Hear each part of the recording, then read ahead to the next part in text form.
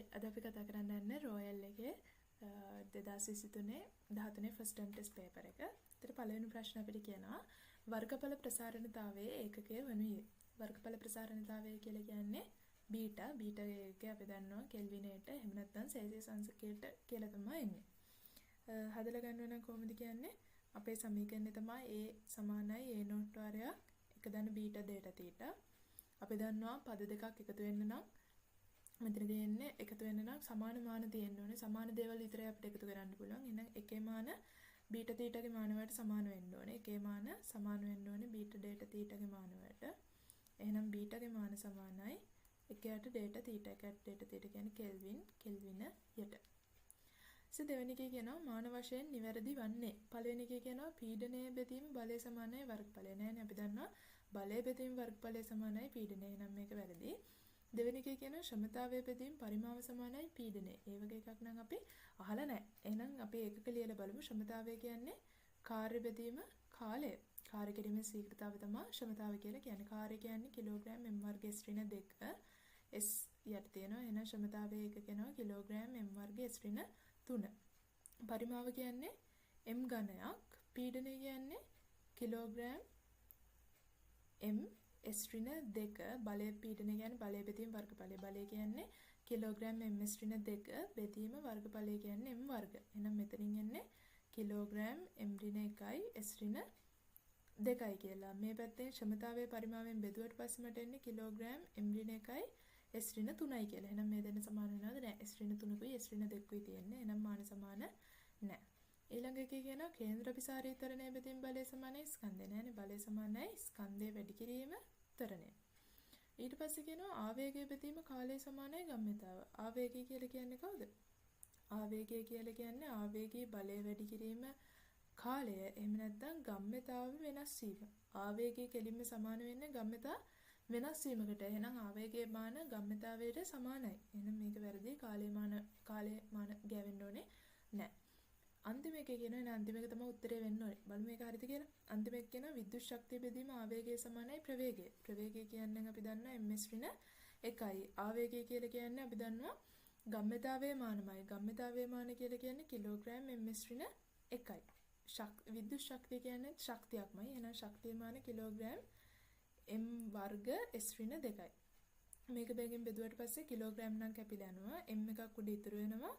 s ඍණ 2යි s ඍණ 1යි s ඍණ 1ක් උඩ ඉතුරු වෙනවා. අන්න එහෙනම් මේ පැත්තෙනුත් වෙනවා ප්‍රවේගය මාන. මේ පැත්තෙනුත් ප්‍රවේගය මාන එනවා. එහෙනම් පස්වෙනි එක තමයි අපේ උත්තරේ වෙන්නේ. තුන්වෙනි එකේ කියනවා ස්කන්ධය ග්‍රෑම් 100ක් වන වස්තුවක විස්ථාපනය කාලය සමග වෙනස් වන අයුරු පහත දැක්වේ. විස්ථාපනය සෙන්ටිමීටර වලින් වේ. වස්තුවේ උපරිම ශාලික ශක්තිය. මේ හම්බෙලා තියෙන සමීකරණය අපිට මොකද්ද? මේ තියෙන්නේ සරල අනුවර්තීය චලිතයක නියැලෙන වස්තුවක විස්ථාපනය ලබා දෙන සමීකරණය. x සමානයි a sin omega t ධන phi. phi කියලා කියන්නේ කලාරම්භක කෝණය. omega කියලා කියන්නේ කෝණික ප්‍රවේගය. a කියලා කියන්නේ විස්තාරය. x කියන්නේ t කියන කාලයේ තියෙන විස්ථාපනය. එහෙනම් මේකේ පද සංසන්දනය කරලා අපිට කියන්න පුළුවන් a කියලා කියන්නේ 6යි. omega කියලා කියන්නේ 100යි. phi කියලා කියන්නේ phi කියලා කියන්නේ phi බෙදීම 2යි. එහෙනම් දැන් අපේ අහන්නේ උපරිම චාලක ශක්තිය. උපරිම චාලක ශක්තිය හම්බෙන්නේ කොයි වෙලාවටද? උපරිම චාලක ශක්තිය තියෙන්නේ අපිට ඕනනම් කෙලින්ම උපරිම චාලක ශක්තියෙන් ගන්නත් පුළුවන්. එහෙම නැත්නම් අපිට කියන්න පුළුවන් උපරිම චාලක ශක්තිය සමානයි උපරිම විභව ශක්තියට කියලා. අපි චාලක ශක්තිය කියන්නේ කවුද?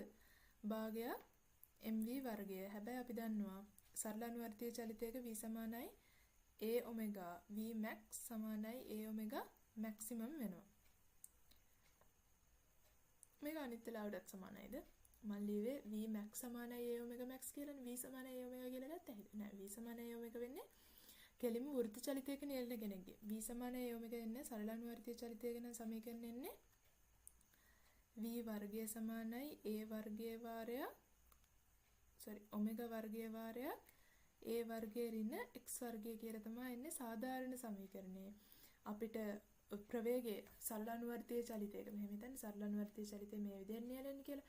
එහෙනම් සරල අනුවර්තීය චලිතයක නියැලෙන කෙනෙක්ගේ උපරිම ප්‍රවේගයක් තියෙන්නේ අපි දන්නවා කම්පන කේන්ද්‍රයේදී. කම්පන කේන්ද්‍රයේදී x බිඳුවයි. දැන් මේ පැත්ත බිඳුව වුණාට පස්සේ තමයි අපිට එන්නේ v වර්ග max සමානයි ඔමෙගා වර්ග a වර්ග කියලා. එහෙනම් අපි දන්නවා මෙතන උපරිම චාලක ශක්තිය නැහැ. අපි ගන්න උපරිම චාලක ශක්තිය. එහෙනම් උපරිම චාලක ශක්තිය හම්බෙන්න අපිට v සමානයි ඔමෙගා a වුණාම එහෙනම් මම මේක ලියා ගන්නවා භාගයක් m ඔමෙගා වර්ග a වර්ග කියලා. එහෙනම් දැන් ආදේශ කරන්න තියෙන්නේ අපිට කියනවා ස්කන්ධය කියන්නේ කිලෝග්‍රෑම් 0.1යි ඔමෙගා කියන්නේ මෙතනින් c වර්ගයයි. a කියලා කියන්නේ 6යි. හැබැයි අපිට කියනවා මේක දීලා තියෙන්නේ සෙන්ටිමීටර වලින් කියලා. 6යි 6 වර්ගයයි. සෙන්ටිමීටර කරන්න මම 10 ඍණ 2කින් වැඩි කරනවා. ඒකෙත් වර්ගයක් වෙන හින්දා මම කෙලින්ම 10 ඍණ 4ක්ම දාගන්නවා. එතකොට මේක සුළු කරගත්තොත් එයි 36/2 18යි 1.8යි ජූල් කියලා. ඊට පස්සේ හතරවෙනි ගාන කියනවා වස්තුවක් පොළවට 20 මීටර ඉහළින් තබා මුදා හරි මීටර 15ක් තිබියදී ඒ සමාන කොටස් දෙකකට පුපුරා යන විට ඒවා බිම පතිත වේ. පිපුරීමෙන් පසු එක් කැබැල්ලක වේගය 12.5 නම් කැබැලි දෙක බිම පතිත වන ස්ථාන අතර දුර වනුයේ.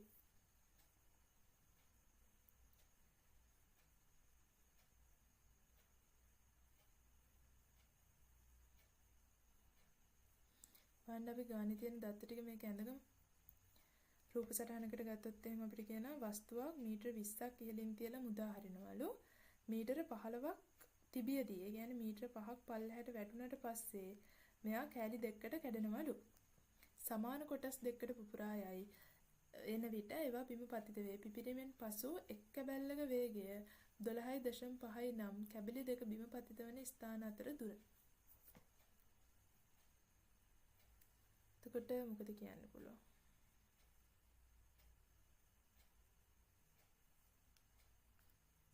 එතකොට මෙයා මෙතෙන්ට යන ගමන් ඉන්න කෙනෙක් තමයි ඉන්නේ. ඊට පස්සේ මෙයා සමාන කෑලි දෙකකට කැඩෙනවා. අපි හිතමු 2m කෙනෙක් පල්ලෙහාට වැටෙන ගමන් ඉන්නේ. එයා සමාන කෑලි දෙකකට වැටෙනවා mm කියලා.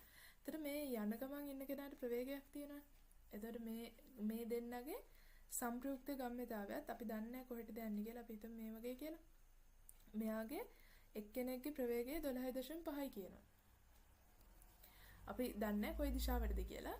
එහෙනම් මේ විදිහට ගම්‍යතාවය තියෙනවා නම් ඊළඟ කෙනාගේ අපි දන්නවා මේ පැත්තට දාගත්තු vx එක කැන්සල් වෙන්නේ මෙයාට මේ පැත්තට vx එකක් තියෙන්න ඕනේ. මේ පැත්තට අපි දන්නේ vy එකක් තියෙන්න ඕනේ. අපි එහෙම දාමු vy2 vy මෙයාට තියෙනවා vy1 මෙයාට තියෙනවා vy2. එතකොට මෙයාගේ මේ v 2m ස්කන්ධය වැටෙන ගමන් තියෙන්නේ මෙයාගේ v හොයා ගන්න ඕනේ මුලින්ම. මම ඒකට ගන්නවා මම මෙයාට s සමානයි ut දාන භාගයක් at වර්ගය දාන ඔන්න දෙකට කැඩෙන්න කලින් ආරම්භයේ මෙතන ඉඳන් මෙතෙන්ට වැටෙන්න ගත වෙච්ච තැනට තමයි මම දාන්නේ ආරම්භක ස්කන්ධයට. පල්ලෙහාට යා ගිහිල්ලා තියෙනවා මීටර 5ක්. ආරම්භක ස්කන්ධය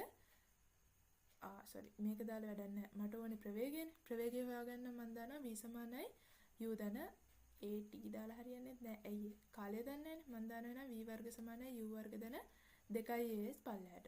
ආරම්භක ප්‍රවේගය බිඳුවයි. තරණය ගුරුත්වාකර්ෂණ තරණයෙන් පල්ලෙහාට එන්නේ මීටර 5ක් තමයි පල්ලෙහාට එන්නේ. එහෙනම් මේකෙන් එනමට v සමානයි 10යි.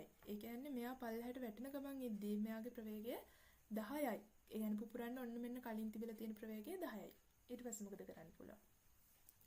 ඊට පස්සේ ඔයාලට පුළුවන් මේ ස්කන්ධයට ගම්‍යතා සංස්ථිතිය දාන්න. මම දානවා රේඛීය ගම්‍යතා සංස්ථිති නියමය පල්ලෙහාට. පල්ලෙහාට දැම්මම ආරම්භයේදී තියෙනවා 2m ස්කන්ධයක් පල්ලෙහාට යන ගමන් ඉන්නේ 10ක ප්‍රවේගයකින්. ඊට පස්සේ ඉන්නවා අපේ ස්කන්ධ දෙක mm කියලා. මම m vy එක කියලා ගන්නම්. ඊළඟ කෙනා mvy දෙක කියලා ගන්න. මේ දෙන්න ගැන මොකද කියන්න පුළුවන්? y එක y දෙක ගැන ඒ දෙන්න සමාන වෙයිද වෙනස් වෙයිද? මේ දෙන්න කැඩෙන්නේ සමාන කෑලි දෙකකට. එහෙනම් වෙන ප්‍රතිඵලයක් සමාන වෙන්න ඕනේ. එහෙනම් මට මොකද කියන්න පුළුවන්? මේකේ හැබැයි අපේ සමාන කෑලි දෙකකට කැඩෙන්නේ. එහෙනම් සමාන කෑලි දෙකකට කැඩෙන හින්දා මේකේ vy1 සහ vy2 සමාන වෙන්න ඕනේ. මොකද 2m කියලා ස්කන්ධයක් ඇවිල්ලා එකට ලොකු බලපෑමකුයි එකට කුඩා බලපෑමකුයි වෙන්න හේතුවක් නැහැ. මොකද මෙයාලා සමාන ස්කන්ධ දෙකකට කැඩෙන හින්දා. සමාන නොවුනොත් එහෙම අපිට සලකලා බලන්න වෙනවා. හැබැයි මෙන්න සමාන ස්කන්ධ දෙකකට කැඩෙන හින්දා මට මේ vy1 එකයි vy2 එකයි සමානයි කියලා ගත්තාම මට ලියා ගන්න පුළුවන් 2 වැඩි කිරීම 10 සමානයි 2vy කියලා. එහෙනම් vy කියන්නේ 10යි කියලා එනවා. එහෙනම් අපි දන්නවා මෙයා පල්ලෙහාට වැටලා තියෙන්නේ 10කින්. එහෙනම් මෙයා එක්කෙනෙක්ගේ සම්පූර්ණ ප්‍රවේගය 12 වේගය 12.5යි. එහෙනම් වේගය 12.5යි වෙලා තියෙන්නේ කොහොමද? 10යි vx ගේ සංප්‍රයුක්තය එකතු වෙලා. එහෙනම් මට ලියා ගන්න පුළුවන් 10 වර්ගය ධන vx ගේ වර්ගය සමාන වෙන්න ඕනේ 12.5 වර්ගයට. මේක සුළු කරලා ගත්තොත් මට එනවා 12.5 වර්ගයක් කියන්නේ වර්ගයෙන් 10 වර්ගයක් අඩු කරාට පස්සේ එනවා 7.5 වර්ගමූලයක්ම ගත්තම 12.5 වර්ගයෙන් 10 වර්ගයක් අඩු කරලා වර්ගමූලය ගත්තම මට එනවා 7.5. එහෙනම් මෙයා ගිහිල්ලා තියෙන මේ පැත්තට 7.5කින්. එහෙනම් අනිත් එක්කෙනා ගිහිල්ලා තියෙන්න ඕනේ මොන ප්‍රවේගයෙන්ද? අනිවාර්යයෙන්ම 7.5කින් මේ පැත්තට තමයි ගිහිල්ලා තියෙන්න ඕනේ. එහෙනම් මට මුලින්ම හොයාගන්න ඕනේ දැන් මේ දෙන්න අතර පරතරය නහන්නේ. ඒතර මෙයා මේ පැත්තට යයි. මෙයා මෙහෙට යයි. මෙන්න මේ දෙන්න අතර පරතරය තමයි අහන්නේ. ওই පරතරය මට හොයාගන්න පුළුවන් s සමානයි ut වලින්. එක්කෙනෙක්ට සාපේක්ෂව අනික ප්‍රවේගය කියන්නේ කවුද? එක්කෙනෙක්ට සාපේක්ෂව අනික ප්‍රවේගය ගන්නම් මම මෙයාව නවත්තන්න මේ පැත්තටත් 7.5ක් දානවා. එහෙනම් මෙයාටත් මේ පැත්තට 7.5ක් දාන්න ඕනේ. එතකොට 7.5 ඒවා දෙකක් එකතු වුනහම 15යි. 15 t කින් වැඩි කරාට පස්සේ මට එනවා මේ දෙන්න අතර පරතරය කීයද කියලා. එහෙනම් පරතරය හොයන්න කලින් මට හොයාගන්න ඕන මෙයාලා පල්ලෙහාට වැටෙන්න යන කාලය. මොකද පල්ලෙහාට යන කාලෙදිම තමයි මෙයා පැත්තට ගිහිල්ලා වැටෙන්නේ. සාපේක්ෂ ප්‍රවේගය ගත්තට මම හිතනවා තේරෙන්නේ නැති කියලා. මොකද සාපේක්ෂ ප්‍රවේගය ගන්න අපි එකට සාපේක්ෂව අනික ප්‍රවේගය එකට සාපේක්ෂව ගන්න මෙයා නවත්තන්න ඕනේ. මෙයා නවත්තන්න මම අනිත් පැත්තට ප්‍රවේගයක් දැම්මම ඒ දෙම මෙයාට කරන්න ඕනේ ඒක කැන්සල් වෙන්න නම් එහෙනම් මෙයාට මේ පැත්තට දානවා. මෙයාට ඔරිජිනලි තියෙන 7.5 තියෙනවා. ආයෙ දාපු 7.5 තියෙනවා. දෙකම එකතු වෙනවම 15යි. එහෙනම් ඊට පස්සේ මම හොයාගන්න ඕනේ කාලය. මෙයාට කොච්චරක් කාලයක් යනවද පල්ලෙහාට වැටෙන්න. එහෙනම් මම ඒක හොයන්න දානවා s සමානයි ut ධන භාගයක් at වර්ගය පල්ලෙහාට. මෙයාගේ ආරම්භක ප්‍රවේගය 10යි කියලා මම මෙතන හොයාගත්තා පල්ලෙහාට තියෙන. එහෙනම් 10යි t ධන භාගයක් g කියලා කියන්නේ ගුරුත්වාකර්ෂණ ත්වරණය t වර්ගය යන්න ඕනේ මීටර 15ක් පල්ලෙහාට. එහෙනම් මේක සුළු කරගත්තොත් එනවා මට ඉතින් එනවා t වර්ගය ධන 2යි t ඍණ 3 සමානයි 1යි බිඳුවයි t ඍණ 3 වාරයක් t ධන 3 වාරයක් t ඍණ 1 සමානයි බිඳුවයි. එහෙනම් t සමානයි ඍණ 3යි හරි t සමානයි 1යි හරි කියලා එනවා. t සමානයි ඍණ 3 වෙන්න පුළුවන්ද? බෑ. මොකද කාලය ඍණ වෙන්න බෑ. එහෙනම් t සමානයි 1යි. එහෙනම් ඒක ගිහිල්ලා මෙතන ආදේශ කරන්න මට එනවා s සමානයි 15යි කියලා. නේද? හොඳ ගානක්.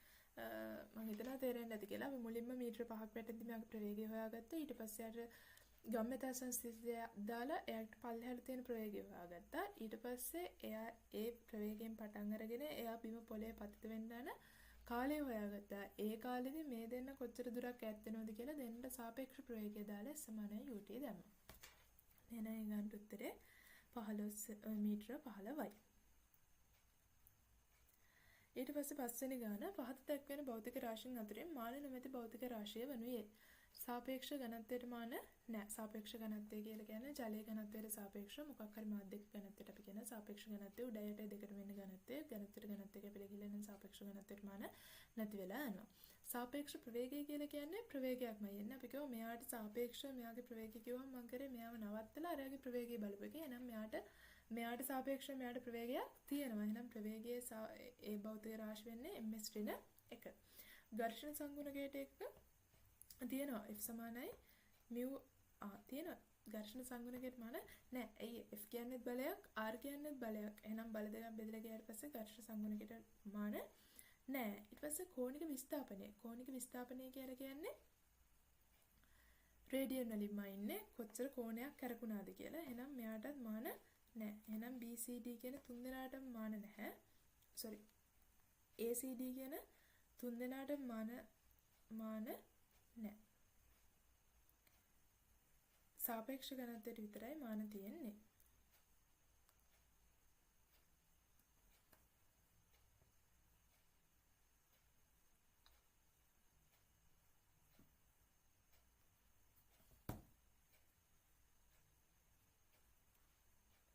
එහෙනම් ඒක උත්තරේ වෙන්න ඕනේ 3 වෙනි එක. ඊට පස්සේ අපිට යනවා 6 වෙනි ගානට. ඒක කියන එක්තරා වර්ණීය කැලිපරයක බාහිර හණු එකිනෙකට ස්පර්ශ කළ විට පරිමාණයේ පිහිටුම් රූපයේ ආකාරයට පැවතුණි. උපකරණයේ කුඩා මිනුම් 0.1 මිලිමීටර වේ. මෙම දෝෂය සහිත වර්නියර් කැලිපරයේ අභ්‍යන්තර හනු භාවිතයෙන් කුහර සහිත සිලින්ඩරයක අභ්‍යන්තර විෂ්කම්භය 2.7 ලෙස පාඨාංකයක් ලැබුණි. නිවැරදි අභ්‍යන්තර විෂ්කම්භය වනුයේ. මොකද කියන්න පුළුවන්. මේ ගාන ගැන අපි දන්නා වර්නියර් කැලිපරයකින් අභ්‍යන්තර හනු වලින් පාඨාංකයක් ගද්දී අපිට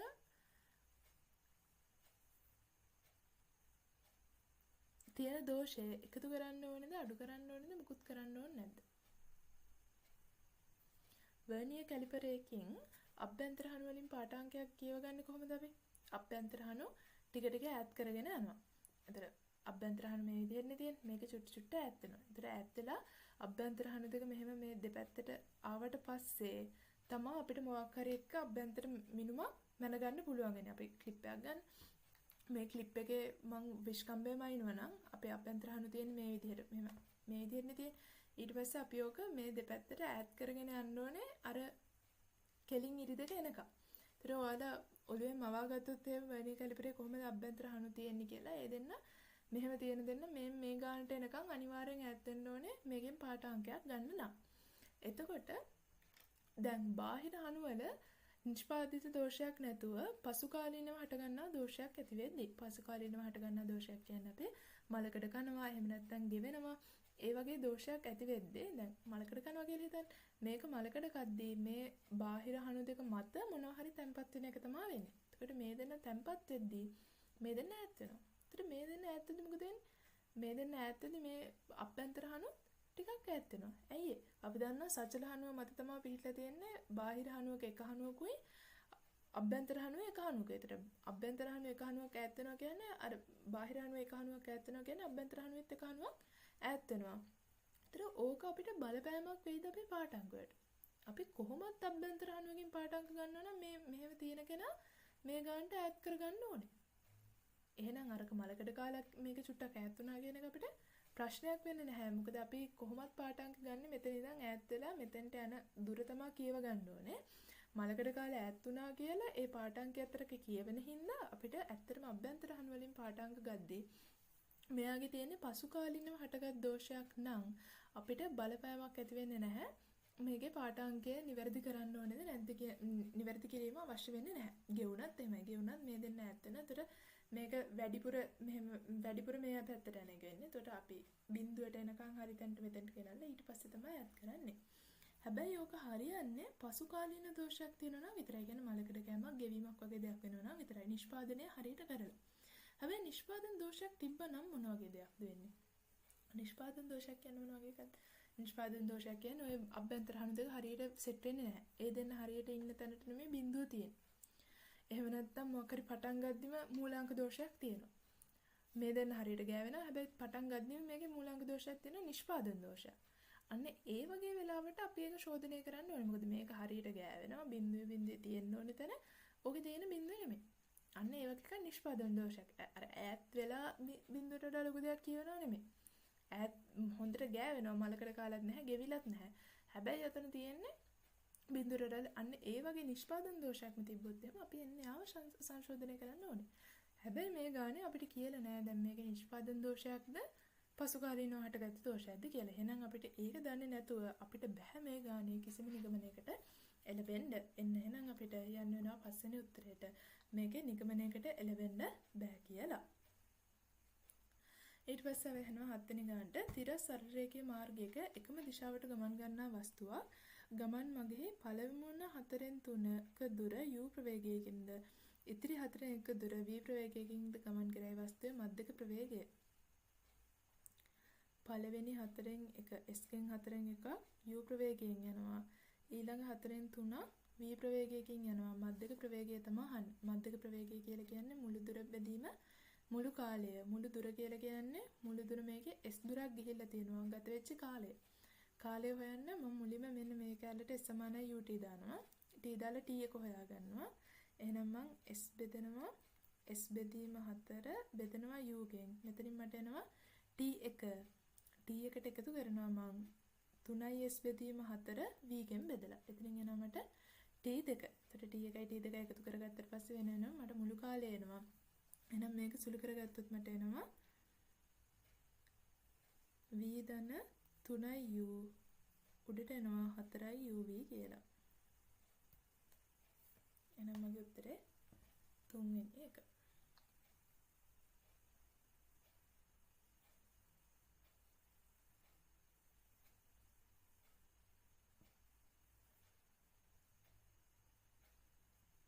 sorry මෙතන පොඩි වැරදීමක් වෙලා තියෙනවානේ. පළවෙනි දුර තමයි 4න් 3ක් කියන්නේ. දෙවෙනි දුර තමයි 4න් 1ක් කියන්නේ. මෙතන තමයි 4න් 3ක්. මෙතන තමයි 4න් 1ක්. එහෙනම් මෙතන 4න් 3ක් වෙන්න ඕනේ. මෙතන 4න් 1ක් වෙන්න ඕනේ. එහෙනම් මේ පැත්ත 3ක් v වෙලා මේ පැත්ත u වෙන්න ඕනේ. එහෙනම් මගේ උත්තරේ 4 වෙනි එක වෙන්න ඕනේ. ඊට පස්සේ 8 වෙනි ගාන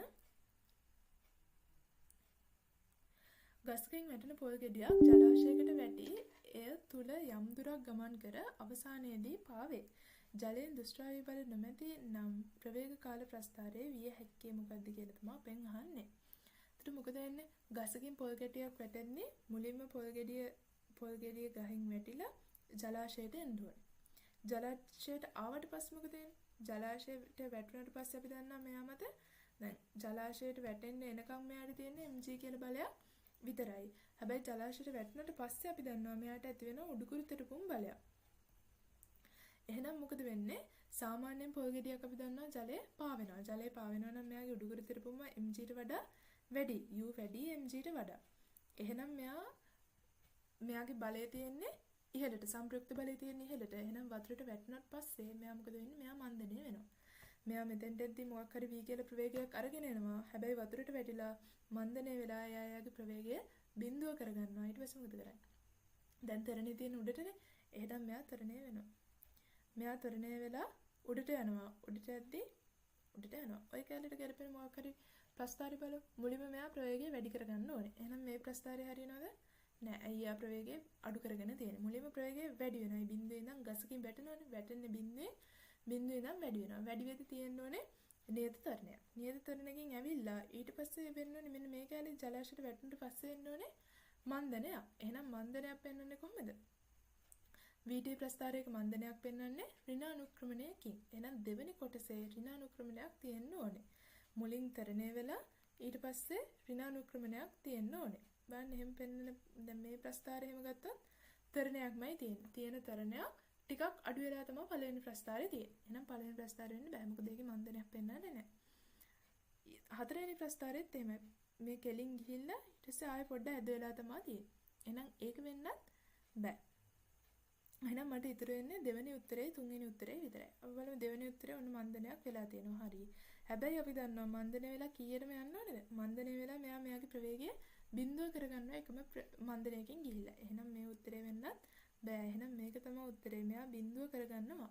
කරගත්තට පස්සේ මොකද වෙන්නේ? ආයෙ මෙයා තරණය වෙන්න පටන් ගන්නවා. හැබැයි තරණය වෙනවා කියන්නේ මේකේ මේ පැත්තටනේ අපේ මන්දනේ තිබ්බේ.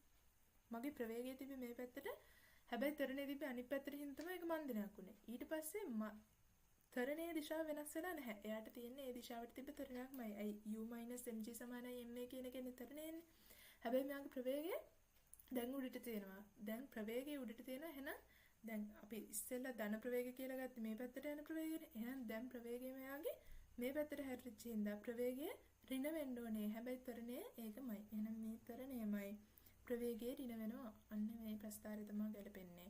එහෙනම් මෙයා ආයෙ ප්‍රවේගය වැඩි කරගෙන ආයෙ උඩට ගිහිල්ලා බිඳුව කරගන්නවා. ඇයි ආයෙ උඩට ගිහිල්ලා බිඳුව කරගන්නේ? යම් කිසි ප්‍රවේගයක් තිබ්බම ඒකපාරට දැන් නතර වෙන්නේ නැහැ නේ පාවෙනවා කියලා. එයා ආයෙත් මෙයා ටිකක් උඩට යනවා. උඩට ගිහිල්ලා එයාගේ ප්‍රවේගය බිඳුව කරගන්නවා. එහෙනම් මේකට වඩාත්ම නිවැරදි ගැලපෙන උත්තරය තමයි තුන්වෙනි එක. ඊට නවවෙනි ගානේ කියනවා සරල රේඛීය මාර්ගයක චලනය වන මෝටර රථයක් ඇල්ෆා ඒකාකාර ත්වරණයකින් චලනය වී බීටා ඒකාකාර මන්දනයකින් චලනය වේ. නිශ්චල වේ. ගත වූ මුළු කාලයේ ට නම් මෝටර රථය ලබාගත් උපරිම ප්‍රවේගය සඳහා නිවැරදි ප්‍රකාශනය වනුයේ. මේකට මොකද්ද මට යන්න තියෙන ලේසින් පාර? මට යන්න තියෙන ලේසින් පාර තමයි මොකද්ද මේ කියන්නේ කියන එක ප්‍රස්ථාරයක අඳගන්නේ. මම VT ප්‍රස්ථාරයක් අඳින්නම්. මෙයා කියනවා මෙයාට මුලින් ඇල්ෆා කියලා තරණයක් තිබ්බලු. තරණය ඇල්ෆා ඊට පස්සේ බීටා කියලා මන්දනයක් තිබ්බලු. නිශ්චලතාවයෙන් පටන් අරගෙන ආයෙ මෙයා නිශ්චල වෙනවලු. මෙයාගේ උපරිම ප්‍රවේගය ගැන තමයි අහන්නේ. මුළු කාලය දීලා තියෙනවා කැපිටල් T කියලා. මම එහෙනම් මේකේ තව දත්ත දෙකක් මාක් කරගන්නම්. මේ කාලේ මම t1යි කියන්න. මේ කාලේ t2යි කියන්න. මට ලියා ගන්න පුළුවන් මුළු කාලය කියලා කියන්නේ t1 දන t2ට. මට ඇල්ෆා බීටා දෙකටත් සමීකරණ දෙකක් ලියා ගන්න පුළුවන්. ඇල්ෆා කියලා කියන්නේ ප්‍රවේගයේ බෙදීම කාලය. මෙන්න මේ ත්‍රිකෝණයෙන් පළවෙනි ත්‍රිකෝණයෙන් මට ලියා ගන්න පුළුවන් ඇල්ෆා කියලා කියන්නේ අනුක්‍රමණයනේ. තරණය කියන්නේ අනුක්‍රමණය. අනුක්‍රමණය ලියා ගන්න පුළුවන් y කණ්ඩායම් වෙනස් බෙදීම x කණ්ඩායම් වෙනස. මේ ත්‍රිකෝණයෙන් මට ලියා ගන්න පුළුවන් v බෙදීම t1යි කියලා. ඒ විදිහට බීටා ලියුව හැකි v බෙදීම t2යි කියලා ඊළඟ ත්‍රිකෝණයෙන්. එහෙනම් මේකෙන් t1 උක්ත කරපුවම වෙනවා v බෙදීම ඇල්ෆා. මෙතනින් t2 උක්ත කරපුවම වෙනවා v බෙදීම බීටා. t1 t2 මෙතෙන්ට ආදේශ කරපුවම වෙනවා v බෙදීම ඇල්ෆා ධන v බෙදීම බීටා සමානයි t. මට මේකෙන් v ව තමයි අහන්නේ. v උක්ත කරාට පස්සේ මට එනවා t ඇල්ෆා බීටා බෙදීම ඇල්ෆා ධන බීටා. මගේ උත්තරේ දෙවෙනි එක වෙන්න ඕනේ. දැන් කාට හරි ළමයෙක්ට දැන් මම මේක එකපාරටම මෙතනින් මෙතෙන්ට මෙතන තියෙන මොකද්ද? සුළු කිරීමක්. ඔයාලට මේ සුළු කිරීම එකපාර කරන්න බැරි වෙන්න පුළුවන්. හැබැයි ස්ටෙප් බයි ස්ටෙප් ගිහිල්ලා සුළු කරගන්න ඕනේ. මම සුළු කරන්න මහන්සි වෙන්නේ නැහැ. ඒකද මට ඒක හිතෙන් සුළු කරන්න පුළුවන් ඉන්නේ. හැබැයි ඔයාලා මොකද කරන්න ඕනේ? මුලින්ම මේකේ v එකක් එළියට ගත්ත හැකි. එතකොට මට එනවා 1 යට ඇල්ෆා ධන 1 යට බීටා. මම නිකන් පළවෙනි පාරට සුළු කරලා වෙන්නන්න ආයෙ නම් සුළු කරන්නේ නැහැ. හරිද? මෙතනින් මට යට හරේ තියෙන්නේ විවිධ පද දෙකක්. එහෙනම් මම එකම පදයකට ගන්න මම උඩ යටයි දෙකම බීටාගෙන් වැඩි කරනවා පළවෙනි පදේ. එහෙනම් ඔය විදිහට එනවා. ඊළඟ පදේ ඇල්ෆාගෙන් වැඩි කරනවා උඩ යටයි දෙක. ඊට පස්සේ දැන් මට හරය සමාන හරයක් තියෙන්නේ. එහෙනම් මට මේ දෙක එකතු කරගන්න පුළුවන්. ඇල්ෆා ධන බීටා ඇල්ෆා බීටා. එහෙනම් මට හරස් ගුණ කරලා v යුක්ත කරගන්න පුළුවන්. t ඇල්ෆා බීටා බෙදීම ඇල්ෆා ධන බීටා. ඒතර මගේ සුළු කිරීම සමහර විට ඔයාලට ස්ටෙප්ස් 4ක් විතර යන එක මම තනිය ස්ටෙප් එකේ කරලා තියෙන්න පුළුවන්. කලබල වෙන්න එපා. ඊමින් සැරේ සුළු කරන්න. ඊට පස්සේ 10 වෙනි ගාන කාලු තුවක්කුවකින් නිකුත් වන උණ්ඩයක චලිතය සමමිතික ප්‍රක්ෂිප්තයක් ලෙස පවතී. මෙහි උපරිම තිරස් පරාසය කිලෝමීටර 1යි. උණ්ඩය පියාසර කාලය හා උපරිම සිරස් උස නිවැරදිව දැක්වෙන්නේ. අපි දන්නවා තිරස් පරාසය කිලෝමීටර 1යි කියලා කියන්නේ උපරිම තිරස් පරාසයට ලැබෙන්නේ කොයි වෙලාවටද? මෙයාව අංශක 45කින් විසි කරොත් තමයි මෙයා උපරිම තිරස් පරාසයට එන්නේ. දැන් මට උපරිම තිරස් පරාසයට සමීකරණයක් ලියා ගන්න පුළුවන්. මම එයාගේ චලිතයේ අපි මෙහෙම ගමු 1 කිලෝමීටර. එහෙනම් මට පුළුවන් මම දන්නවා s සමානයි ut ධන භාගයක් at වර්ගයේ ඉහළට. මුළු චලිතයේටම ඉහළට s සමානයි ut ධන භාගයක් at වර්ගය දාපුවම මෙයා උඩට ගිහිල්ලා ආයෙ හිටපු තැනට වෙනවා. එහෙනම් විස්ථාපනය බිඳුවයි.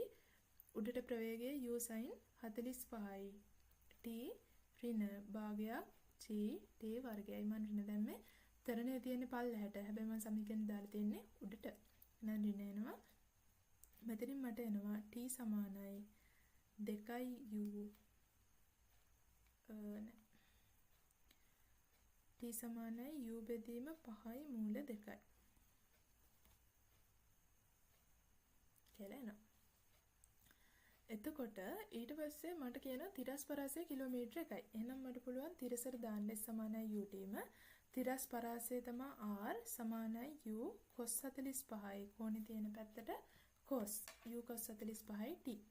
කිලෝමීටර 1යි තිරස් පරාසය u cos 45 කියන්නේ 1ට මූල 2යි. මම t වෙනුවට මෙතනින් ආදේශ කරගන්නවා u බෙදීම 5යි මූල 2යි. එහෙනම් මෙතනින් එනවා මට u වර්ග බෙදීම 10ක් කියලා. එහෙනම් එනවා u කියන්නේ 100ක් කියලා. මගෙන් අහන්නේ මොකක්ද? මගෙන් අහන්නේ පළවෙනි කොටස යන උණ්ඩේ පියාසර කාලයේ t අහනවා. ඊට පස්සේ උපසම සිරස් උස අහනවා. t හොයන්නේ කොහමද? t තියෙනවා මෙතන. එහෙනම් මම මේ හොයාගත්ත u මෙතෙන්ට ආදේශ කරන්න 100 බෙදීම 5යි මූල 2යි. බලමු උත්තර කොයි විදිහටද තියෙන්නේ කියලා. උත්තර තියෙන්නේ මූල 2 උඩට අරගෙන. එහෙනම් මම මොකද කරන්නේ? උඩ යට දෙකම මූල 2කින් වැඩි කරනවා. එතකොට මට එනවා 10යි මූල 2යි කියලා. ඊට පස්සේ මගෙන් අහනවා උපරිම උස. මෙන්න මේක අහන්නේ. මෙයාව හොයාගන්න මම උඩට දානවා v වර්ග සමානයි u වර්ග ධන 2යි s. මෙතෙන්ට යද්දි ඉහළම ප්‍රවේගය බිඳුවයි. ආරම්භක ප්‍රවේගය u sin 45යි. වර්ගය ඍණ 20යි h. 20යි කියලා දැම්ම කෙලින්ම 2 වැඩි කිරීම 10යි. දාන්නේ උඩට g තියෙන පල්ලෙහාට එහෙනම් ඍණයි. දැන් මේකෙන් එච්චනවා u කියන්නේ 100යි එකයට මූල 2යි. මෙයාගේ වර්ගයයි එකයට 20යි. 100 20ෙන් බෙදපුවම 5යි. 5 බෙදීම 2 වැඩි කිරීම 100යි. එහෙනම් එනවා 250 මීටර. බලන්න ඔය උත්තර 10යි මූල 2යි 250යි කියන උත්තර දෙකම තියෙන උත්තරේ වෙන්නේ මගේ පළවෙනි උත්තරේ. ඊපස්සේ 11 වෙනි ගාන කියනවා යන්ත්‍රයකින් නිකුත් වන ශබ්දයක තීව්‍රතාවය 99%ක් උරා ගන්නා ආරක්ෂිත පටලයක් තිබේ. පටලය මගින් අඩු කරන ධ්වනි තීව්‍රතා මට්ටම වනුයේ.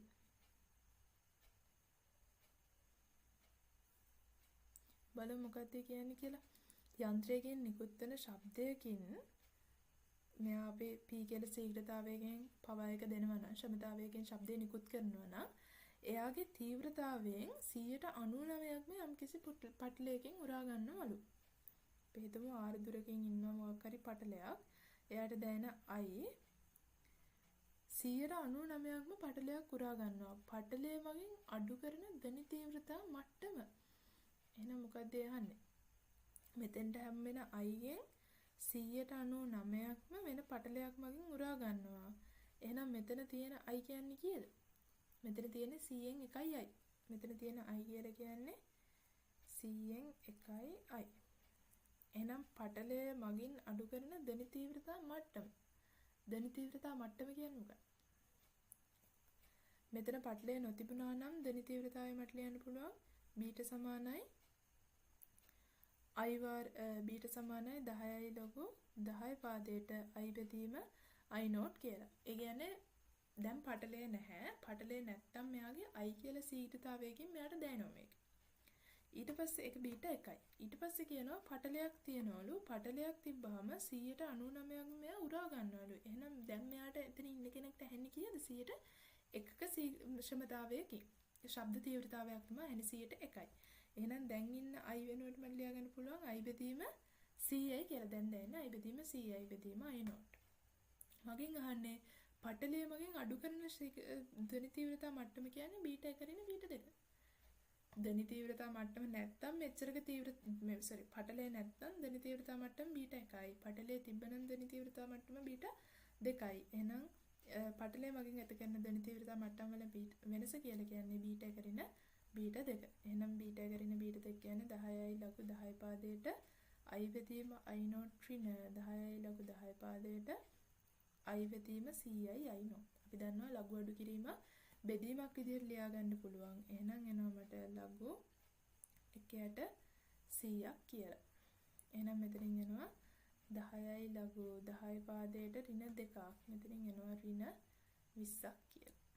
ඒ කියන්නේ ධ්වනි තීව්‍රතා මට්ටම 20 ඩෙසිබල් 20කින් අඩු කරනවා.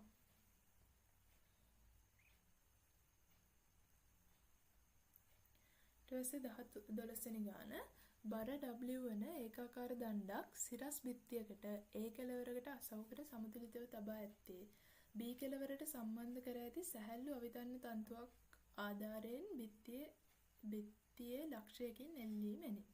AB සමානයි AC වේ. මේ දෙන්න සමානයි කියලා කියනවා. දණ්ඩ බිත්තිය සමග සාධන කෝණය අංශක 60යි නම් 60කි. තන්තුවේ ආතතිය නිවැරදිව දක්වා ඇත්තේ. ආතතිය ගැන තමයි අහන්නේ. මොකද කරන්න පුළුවන්? මෙතන දණ්ඩ අසවු කරලා තියෙනවා නම් මෙතන තියෙන බල මාක් කරගන්න අපි දන්නේ නැහැ. ඇයි එක්කෝ බල මාක් කර හැකි මෙහෙම කම්පොනන්ට්ස් දෙකක් විදියට rx ry කියලා. හැබැයි නොදන්න පද දෙකක් ඇතුළත් වෙනවා. එහෙනම් මම එයාව ගන්නට අදාළ කරගන්නේ නැහැ. මම එයා ගානෙන් අයින් කරලා මට ලියා ගන්න පුළුවන් මෙයාගේ mg නම් පල්ලෙහාට කොහොම තියනවා කියලා. මම මොකද කරන්නේ? මම ඒ වටේට ගූරණ ලියනවා. ඒ වටේට ගූරණ ගත්තාම මට mg ගෙන් එන ගූරණයක් වෙනවා. mg කියලා මේකේ තියෙන w නේ. w ගෙන් එන ගූරණයක් තියෙනවා. t ගෙන් එන ගූරණයක් තියෙනවා. මම මොකද කරන්නේ? මේක 60යි. එහෙනම් මට ලියා ගන්න පුළුවන් මේ පැත්තට දණ්ඩට ලම්බකව තියෙන බලය. එහෙනම් කෝණේ නැති පැත්තට sin w sin 60යි දිග l බෙදීම 2යි. හරියටම දණ්ඩ මැද්දෙන්නේ තියෙන l බෙදීම 2යි. w ගෙන් මේ පැත්තට ඇති කරන ගූර්ණය සමාන වෙන්න ඕනේ t ගෙන් අනිත් පැත්තට ඇති කරන ගූර්ණය. ඒකට තමයි මේක බැලන්ස් එකේ ඉන්නේ. එහෙනම් මම මේක මේ කෝණ දෙක මේ AB සහ AC සමානයි. එහෙනම් මට මේ කෝණය ලියා ගන්න පුළුවන් මේ දෙක 30යි 30යි. ඇයි ත්‍රිකෝණයක බාහිර පාදයක් දික් කිරීමෙන් සෑදෙන බාහිර කෝණය ඊට සම්මුඛ අභ්‍යන්තර පාද දෙක එකතුවට සමානයි. ඒ පාද දෙක සමාන මේ කෝණ දෙක සමානයි වෙනවා අයිසොසෙලස් තියරම් එකෙන්. පාද දෙක සමානයි නම් ඊට සම්මුඛ පාද දෙකේ සම්මුඛ කෝණ දෙකේ කෝණ දෙක සමානයි. එහෙනම් මේ දෙක 30යි 30යි කියන මාක් කරගන්න පුළුවන්. එහෙනම් ආයෙත් මම දණ්ඩට ලම්බකව t විභේදනය කරනවා මේ පැත්තට. එහෙනම් කෝණේ නැති පැත්තට sin t sin 30. දැන් මෙයාගේ දිග සම්පූර්ණ දණ්ඩ දිග තියෙනවා l.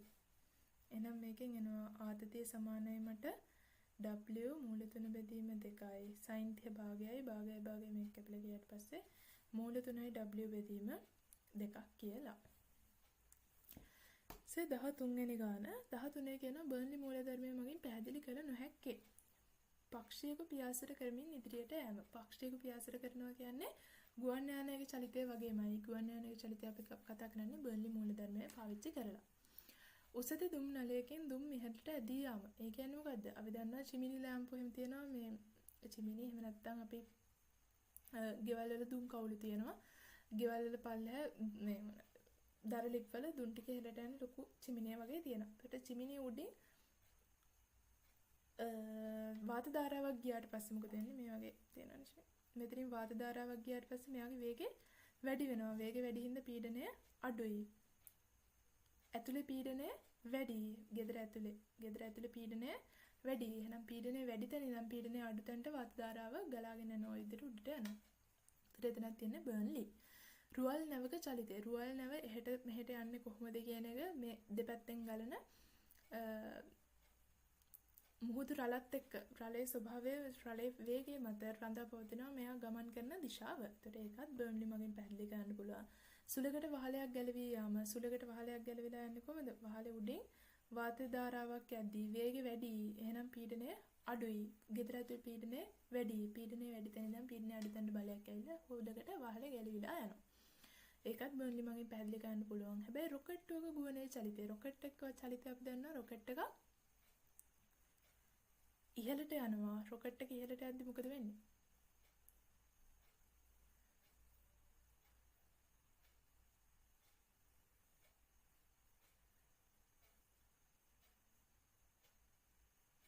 රොකට් එක ඉහළට යද්දි රොකට් එකේ එන්ජිමෙන් වාතය දහනය කරමින් වාතය පල්ලෙහාට මුදා හරිනවා. එතකොට ඒ පහළට මුදා හරින වාතයෙන් ගම්‍යතා වෙනස් වීමෙන් බලයක් ලබාගෙන ඒ බලය මගින් තමයි රොකට් එක ඉහළට යන්නේ. එහෙනම් එතන තියෙන්නේ බර්න්ලි නෙමෙයි. එතන තියෙන්නේ නිව්ටන්ගේ 3 වෙනි නියමය.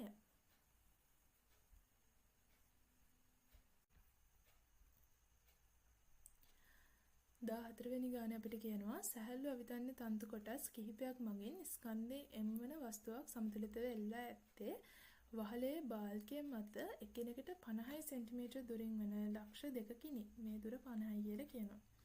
තන්තු වල OA 30යිලු OB 40යිලු තන්තු වල ආතති පිළිබඳව නිවැරදිව දක්වා ඇති ප්‍රකාශ. මේකෙන් මොකද්ද කියන්න පුළුවන්? මේ තියෙන පයිතගෝරියන් ට්‍රිප්ලට් එකක්. පයිතගරස් 3 5 4 කියන්නේ පයිතගරස් ට්‍රිප්ලට් එකක්. එහෙනම් මේ කෝණය අංශක 90යි. මේක මම ඇල්ෆා කියලා දාගත්තොත් මෙන්න මේ කෝණය 90 ඍණ ඇල්ෆා. මේක 90ක් වෙනවනේ. එහෙනම් මේක ආයෙත් ඇල්ෆා වෙන්න ඕනේ. එහෙනම් මට පුළුවන් මම මේකට ආතතිය T1යි කියලා ගන්නම් මේ පැත්තට T2යි කියලා ගන්නම්. මම තිරසට බල සමතුලිතතාවය දැම්මොත් එහෙම මේ පැත්තට තියෙනවා කෝණේ නැති පැත්ත sin. මේක ඒකාන්තර කෝණ වලින් මේක ඇල්ෆා. කෝණේ නැති පැත්ත sin T2 විභේදනය කරන්නේ T2 sin ඇල්ෆා සමාන වෙන්න ඕනේ. මෙතනින් එන ආතතිය නැහැ.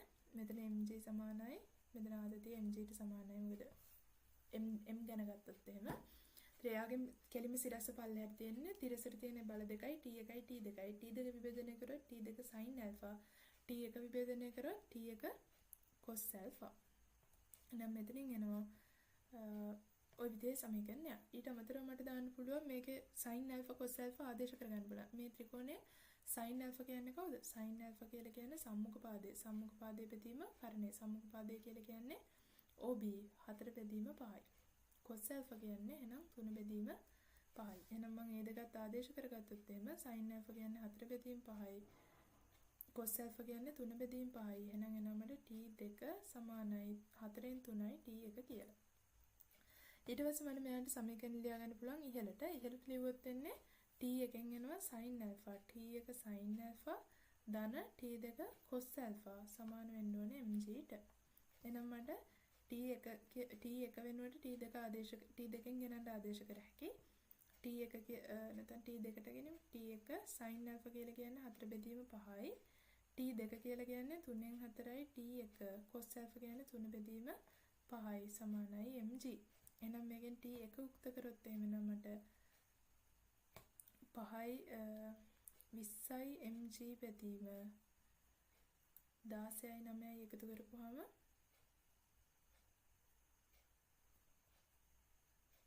16 25යි. ඉතින් එනවා 4යි mg බෙදීම 5ක් කියලා. t1 කියන්නේ 4යි mg බෙදීම 5යි. එහෙනම් එතනින් මට උත්තරයට එනවා මේකේ උත්තරේ තුන්වෙනි එක වෙන්න ඕනේ. බලමු අපි t2ත් t2 කියලා කියන්නේ 4න් 3යි. t1 කියලා කියන්නේ 4යි mg බෙදීම 5යි. එහෙනම් මෙතනින් උත්තරේ එනවා 3යි mg බෙදීම 5ක් කියලා. ඊට පස්සේ 15 වෙනි ගාන. 15 වෙනි කියනවා පෘථිවි කේන්ද්‍රයේ සිට මනු ලබන දුර අනුව ගුරුත්වාකර්ෂණ ශේෂ්ත්‍රීයතාවය වෙනස් වෙන අයුරු.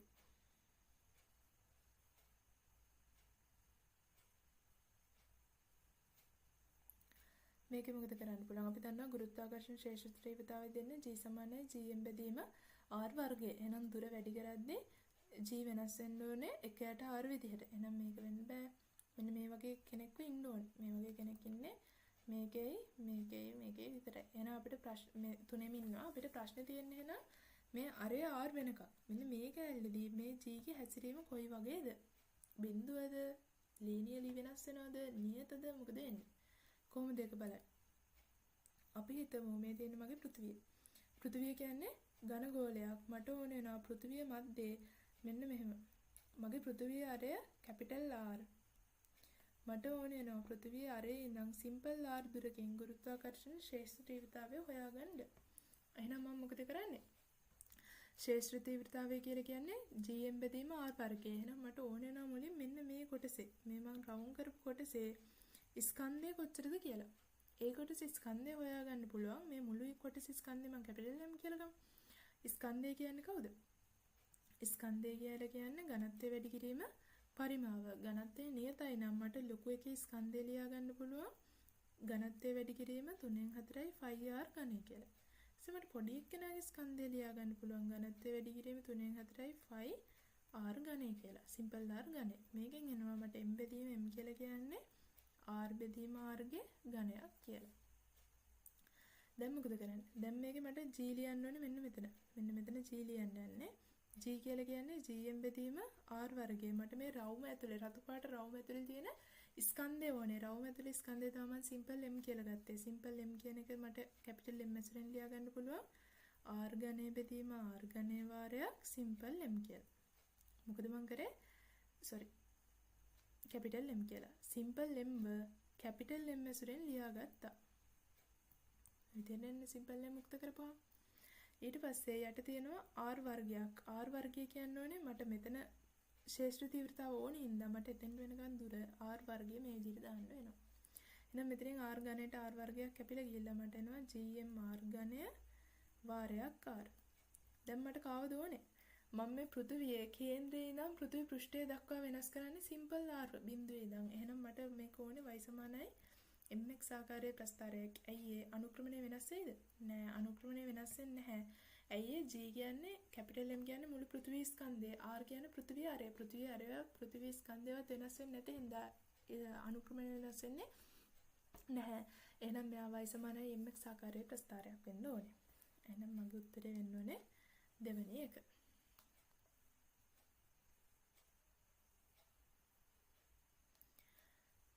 ඊට 16 වෙනි ගාන L දෙකති AB සහැල්ලු දණ්ඩක් x හා y යන සරසරම කම්බි දෙකක් මගින් රූපයේ පරිදි ආධාරකයකින් එල්ලා ඇත. x කම්බිය පළමු උපරිතාණයෙන්ද y කම්බිය දෙවැනි උපරිතාණයෙන්ද පළමු උපරිතාණය කියන්නේ මේක y කම්බිය දෙවැනි උපරිතාණයෙන්ද දෙවැනි උපරිතාණය කියලා කියන්නේ සමාන වෙන්න ඕනි කුඩු ටික හරියට. දෙවැනි උපරිතාණය දෙවෙනි උපරිතාණයෙන්ද එකම සරසුලක් සමග අනුනාද විය. එනම් මේ දෙන්නම එකම සරසුලක් එක්ක තමයි අනුනාද වෙලා තියෙන්නේ. එහි එල්ලා ඇති ස්කන්ධය m භාරයට x කම්බිය ඇති දුර. මෙන්න මේක තමයි අහන්නේ. මේක හොයාගන්න පුළුවන් කොහොමද? මෙයාගේ මුළු දිග L කියලා කියනවා. මේ කැල්ල මම x කියලා ගත්තොත් මේක කොටස ලියා ගන්න පුළුවන් මට L ඍණ x කියලා. මගේ ටාගට් එක වෙන්න ඕනේ x හොයන එක. මම මෙයාගේ ආතතිය t 1යි කියන්නම්. මේ තන්තුවේ ආතතිය t 2යි කියන්නම්. මම මේ O වටේට ගූර්ණ ලිව්වොත් එහෙනම් මොකද වෙන්නේ? O වටේට ගූර්ණ ලිව්වොත් එහෙනම් මට ලියා ගන්න පුළුවන් t එක වාරයක් x සමාන වෙන්න ඕනේ t දෙක වාරයක් L ඍණ x ට. මොකද මේ පැත්තෙන් එන බල ගූර්ණයට මේ පැත්තෙන් එන ගූර්ණය කැන්සල් වෙන්න ඕනේ. O වටේට වෙන මොකුත් බල නැති හින්දා mg එකෙන් එන ගූර්ණයක් එන්නේ නැහැ. මම mg through යන O හරහා තමයි ගූර්ණ ගන්නෙ. එහෙනම් මට t එක t දෙක අතර අනුපාතයක් ඕනේ. t එක t දෙක අතර අනුපාතයක් ගන්න කොහොමද? අපි දන්නවා ඇදි තන්තුවක තීරයක් තරංගයක ප්‍රවේග v සමාන f සමාන v සමාන f ලැම්ඩා දැම්මොත් එම එකම සරසුලක් එක්ක අනුනාද වෙන හින්දා මෙයාගේ f එකමයි. v ලියා ගන්න පුළුවන් වර්ගමූල t බෙදීම m කියලා. මේක කියනවා සර්වසම කම්බි දෙකක් කියලා. එහෙනම් මේ දෙන්නගේ එමුත් එකමයි. එහෙනම් ඊට පස්සේ f එකමයි. ලැම්ඩා ලියා ගන්න පුළුවන් මට ලැම්ඩා වෙනස් වෙනවා. එහෙනම් මේකේ කවුද මට සමානුපාතිකත්වයක් ලියා ගන්න පුළුවන්. t කියන කෙනා t ගේ වර්ගමූලය ලැම්ඩාට අනුලෝමව සමානුපාතිකයි. එහෙනම් t එක ලියුව හැකි t එක බෙදීම t දෙකේ වර්ගමූලය මට ලියා ගන්න පුළුවන්. ලැම්ඩා එක කියන්නේ කවුද? මේක නම් ලැම්ඩා කියන්නේ මුළු දිගමයි. ඊළඟ එක්කෙනාගේ මුළු දිග මොකද කරන්න ඕනේ? කෑලි 3කට බෙදලා දෙකකින් එන ගාන තමයි ලැම්ඩා කියලා කියන්නේ. මේක පුඩුවක්නේ. පුඩු දෙක දිග තමයි ලැම්ඩා කියන්නේ. පුඩු 3ක් තියෙනවා. මුළු දිග කෑලි 3කට බෙදපුවම එක පුඩුවක එනවා. ඒ වගේ පුඩු දෙකක් තමයි ලැම්ඩා කියලා කියන්නේ. නේද? t එක බෙදීම t දෙක වර්ගමූලය සමාන වෙන්න ඕනේ. l බෙදීම 2 l බෙදීම 3ට. ඊට පස්සේ මට යන්න පුළුවන් t එක බෙදීම t දෙක සමානයි 9 බෙදීම 4යි කියලා. 3 උඩට යනවා. එයාව වර්ග කරනවා. එයාව ගෙනල්ලා මම මෙතෙන්ට ආදේශ කරන්නම්. 9 බෙදීම 4 සමානයි l ඍණ x බෙදීම x. මේකෙන් මට එනවා 13යි x සමානයි 4යි l එන x සමානයි 4යි l බෙදීම 13යි. ඊළඟට 17 වෙනි ගාන. 17 කියනවා රූපය දැක්වෙන පද්ධතියේ ඕ වස්තුවකි කාච දෙකෙහිම වර්ධනයෙන් පසු අවසාන ප්‍රතිබිම්බය සම්බන්ධ පහත ප්‍රකාශ සලකා බලන්න. පළවෙනි එකේ කියනවා පළවෙනියටම තියෙනවා උත්තර කාචයක්, ඊට පස්සේ තියෙනවා අවතල කාචයක්. උත්තර කාචයේ නාභිය දුර 10යිලු, අවතල කාචයේ නාභිය දුර 12යිලු. අවතල කාචයේ මගින් අතාත්වික ප්‍රතිබිම්බයක් තනයි. මොකද කියන්න පුළුවන්. පළවෙනි එක ගත්තොත් එම උත්තර කාචයක නම් නාභිය දුර 10යිලු, 10ට වඩා ඈතින් 12කින් තියලා තියෙන්නේ. එහෙනම් අපි දන්නවා නාභියට වඩා දුරකින් තිබ්බ කෙනෙක් මෙයාගේ ප්‍රතිබිම්බය හදාගන්නේ 2යි f උයි අනන්තයයි අතර. කොහොමද ඔය ටික මතක තියාගන්නේ? මේකට මේ ගානට ඔයාලට කෙටි ක්‍රමයක් කියලා දෙන්නම්. එතකොට අනිත් පේපර්ස් වල මම මේක කතා කරන්න යන්නේ නැහැ. අපි උත්තර කාචයක් ගත්තොත් එහෙම උත්තර කාචයක මතක තියාගන්න මෙන්න මේ විදිහට. උත්තර කාචයක මෙතන තියෙනවා f 2යි f මේ පැත්ත f 2යි f. මම මේකේ අංකනේ ලේසි වෙන මේ පැත්ත f dash 2යි f dash කියලා දාගන්නවා.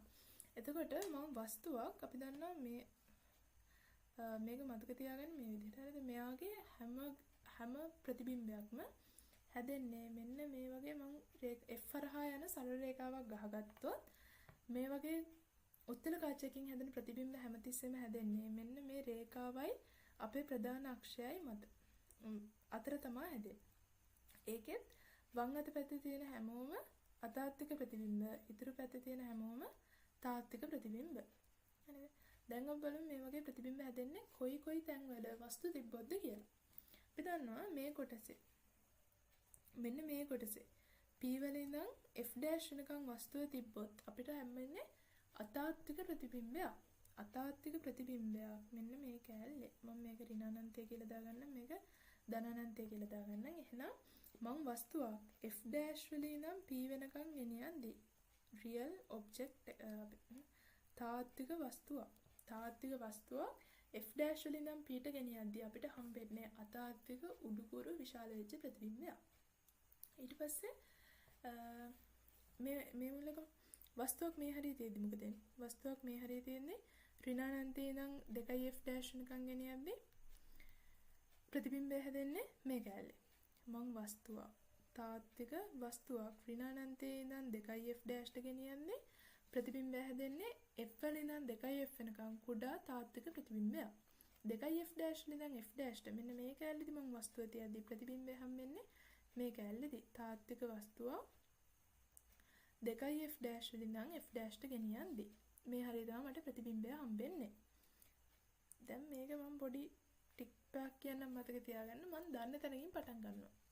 මතකද උත්තර කාචල 2f වල වස්තුව තිබ්බොත් 2f වල ප්‍රතිබිම්බය හම්බෙනවා මේ. ඒකත් මේ පොයින්ට් එකෙන් අහුවෙලා තියෙනවා. මේක මතක තියාගන්න විදිහ තමයි මම පටන් ගන්නේ වම් අත පැත්තේ මුල්ලේ.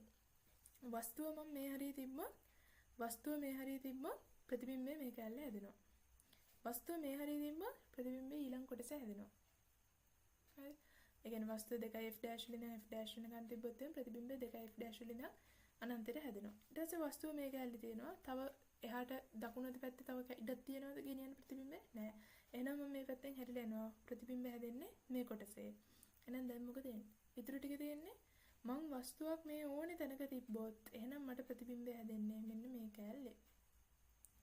ප්‍රතිබිම්බය මෙතනින් වස්තුව මම මේ පැත්තෙන් පටන් ගත්තේ. මේ පැත්තෙන් පටන් අරන් දකුණට ගියා. දකුණට යද්දී දකුණෙන් ඉඳන් මේ ධනානන්තයටම ගියා. ඒතර ප්‍රතිබිම්බය මෙතනින් පටන් අරන් දකුණට ගිහිල්ලා ඉඳ නැතුව මේ පැත්තට ඇවිල්ලා මෙහෙට ගියා. ප්‍රතිබිම්බය අතාත්වික වස්තුවක් මම p වලින් ඉඳන් අනන්තයට ගෙනියද්දී මගේ ප්‍රතිබිම්බය හැදෙන්නේ මේ රේන්ජ් එකේ. අතාත්වික වස්තුවක් කියන්නේ කාටද? තාත්වික වස්තු නම් අපිට පේන්න තියෙනවා. පේන්න ඉන්න කඩේ අතාත්වික වස්තු. තාත්වික වස්තු. අතාත්වික වස්තුවක් කියන්නේ මොන වගේ කෙනෙක්ද? කොහොමද හැදෙන්නේ අතාත්වික වස්තුවක්? අතාත්වික වස්තුවක් හැදෙන්නේ ඔන්න හිතන්න අපිට මොකක් හරි එකකින් කිරණ යනවා. උත්තර කාචයක් තියෙනවා. වස්තුවක් තියෙනවා. වස්තුවකින් කිරණ ඇවිල්ලා උත්තර කාචයක් through ගිහිල්ලා දැන් කොහේ හරි ප්‍රතිබිම්බයක් හදන්න යනවා. ප්‍රතිබිම්බයක් හදන්න නියමිතව තියෙනවා. ප්‍රතිබිම්බයක් හදන්න නියමිතව තියෙද්දී ඒ මැදට මම තල දර්පණයක් දානවා. ප්‍රතිබිම්බය හදන්න දෙන්නේ නැතුව මැදට තල දර්පණයක් දානවා. දැන් මොකද වෙන්නේ? දැන් මෙතන හදන්න තිබ්බේ තාත්වික වස්තුව තාත්වික ප්‍රතිබිම්බයක්. හැබැයි දැන් තල දර්පණය දැම්මට පස්සේ මේවා තවදුරටත් තාත්වික වෙනවද? නෑ. අතාත්වික ප්‍රතිබිම්බයක් තමයි හැදෙන්නේ. ඒ අතාත්වික ප්‍රතිබිම්බය අර අලුතෙන් දාපු තල දර්පණයට අතාත්වික වස්තුවක් වෙනවා. මොකද අපි දන්නවා එක්කෙනෙක්ගේ මොකක් හරි දැන් හිතන්න මේ වගේ මෙතන වස්තුවක් තියෙනවා. මෙතන තියෙන වස්තුවේ මේවා මෙතන ප්‍රතිබිම්බයක් හදන්න තමයි යන්නේ. මෙතන ප්‍රතිබිම්බයක් හදන්න තමයි යන්නේ. ඒතර මේක නිකන් හිතන්න මේ වගේ කෙනෙක් තියලා මෙතන තියෙනවා තල දර්පණයක්. එහෙම තියපොත් එහෙම මේ ප්‍රතිබිම්බය මෙතන හැදෙන මේ ප්‍රතිබිම්බය මෙයාගේ උත්තර කාචයෙන් හැදිච්ච තාත්වික ප්‍රතිබිම්බයක්. ඒක මේ තල දර්පණයට වස්තුව වෙනවා. එහෙනම් තල දර්පණයේ තාත්වික වස්තුව ඒ වගේම උත්තර කාචයේ තාත්වික ප්‍රතිබිම්බය. ඔහම අවුලන්නේ හැදෙන. ඔහොම තියෙන එක්කෙනාගේ මම මොකද කරන්නේ? මම තල දර්පණය දානවා මේක මැද්දට. දැන් මෙයා මෙහෙම තාත්වික ප්‍රතිබිම්බයක් හදන්න යන්නේ තල දර්පණය දානවා මෙතෙන්ට. දැන් තවදුරටත් මේ තල දර්පණය හරහා කිරණ යන්න පුළුවන්ද? බෑ. එතකොට මොකද වෙන්නේ? මෙන්න මේ කිරණ ටික මෙන්න මේ ටික අතාත්වික කිරණ වෙනවා. කිරණ යන්නේ නැහැ. එහෙනම් මේ ප්‍රතිබිම්බයත් අතාත්වික ප්‍රතිබිම්බයක් වෙනවා. එතකොට මෙයාගෙන් හැදිච්ච මේ තියෙන්නේ කවුද? උත්තර කාචයේ අතාත්වික ප්‍රතිබිම්බය. මේ අතාත්වික ප්‍රතිබිම්බය තමයි ඊළඟ කෙනාට වස්තුව වෙන්න ඕනේ. හැබැයි දැන් මේ හම්බෙන වස්තුව තාත්විකද නැහැ. අන්න ඒ වගේ කෙනෙක්ට කියනවා මෙයා තල දර්පණයට අතාත්වික වස්තුවක්. අන්න ඔය වගේ කෙනෙක් තමයි අතාත්වික වස්තුවක් කියලා කියන්නේ. කියන්නේ ප්‍රතිබිම්බය හදන්න කලින් තව කෙනෙක්ගේ තව ප්‍රකාශ උපකරණයකින් මෙයාට බාධා කරනවා. එතකොට තාත්වික වස්තු වලින් නම් අපි දන්නවා කිරණ නිකුත් වෙනවා. අතාත්වික වස්තුවට කිරණ නිකුත් කරන්න පුළුවන්ද? අතාත්වික වස්තුවට කිරණ නිකුත් කරන්න බෑ. එහෙනම් මොනවද අතාත්වික වස්තුවට කරන්න පුළුවන්? අතාත්වික වස්තුවට පුළුවන් තමන් වෙතට කිරණ එනවා වගේ අතාත්වික වස්තු වෙතට කිරණ එනවා. ඒතර මම එක උදාහරණයක් ඇදලා පෙන්නන්නම් අතාත්වික වස්තුවට කිරණය. අතාත්වික වස්තුවට කිරණ සටහනක් ඇඳුත් එහෙම දැන් මෙතන ඉන්නවා මගේ අතාත්වික වස්තුවක්. අතාත්වික වස්තුව වලට කිරණ අතාත්වික වස්තු හොයාගෙන කිරණ එනවා වගේ තමයි අදින්නේ. දැන් මෙයාව හොයාගෙන කිරණක් ආවොත් සමාන්තර කිරණක් ආවොත් එහෙම එයා F හරහා යනවා. P හරහා මෙයා කිරණ හොයාගෙන එන කෙනෙක්, මෙයා හොයාගෙන එන කෙනෙක්, මෙයාගේ හිස හොයාගෙන එන කෙනෙක් වෙනස් නොවි යනවා P හරහා එන කෙනෙක්. එහෙනම් මෙයාගේ ප්‍රතිබිම්බය දැන් මේ යන්නේ තාත්වික කිරණ. එහෙනම් මෙතන තාත්වික වස්තුවක් ඇති වෙනවා. මෙයා අතාත්වික වස්තුවක් වුණාට මෙයාගෙන් හැදෙන ප්‍රතිබිම්බය තාත්වික ප්‍රතිබිම්බයක්. අන්න ඒක තමයි මෙන්න මෙතන හැදෙන්නේ. මේ තියෙන අතාත්වික වස්තුවක් මේක මේ ඕනේ රේන්ජ් එක තිබ්බොත් මෙතන හැදෙනවා කුඩා උඩුකුරු තාත්වික ප්‍රතිබිම්බයක්. හරිද? මේක මම මේ හදපු මේ කියන්නේ අඳපු ෂෝට් නෝට් එකක් ලේසියෙන් මතක තියාගන්න පුළුවන්. ඔය වගේම එකක් අපිට තියෙනවා අවතල කාච වලට. අවතල කාචක වල කොහොමද අඳින්නේ?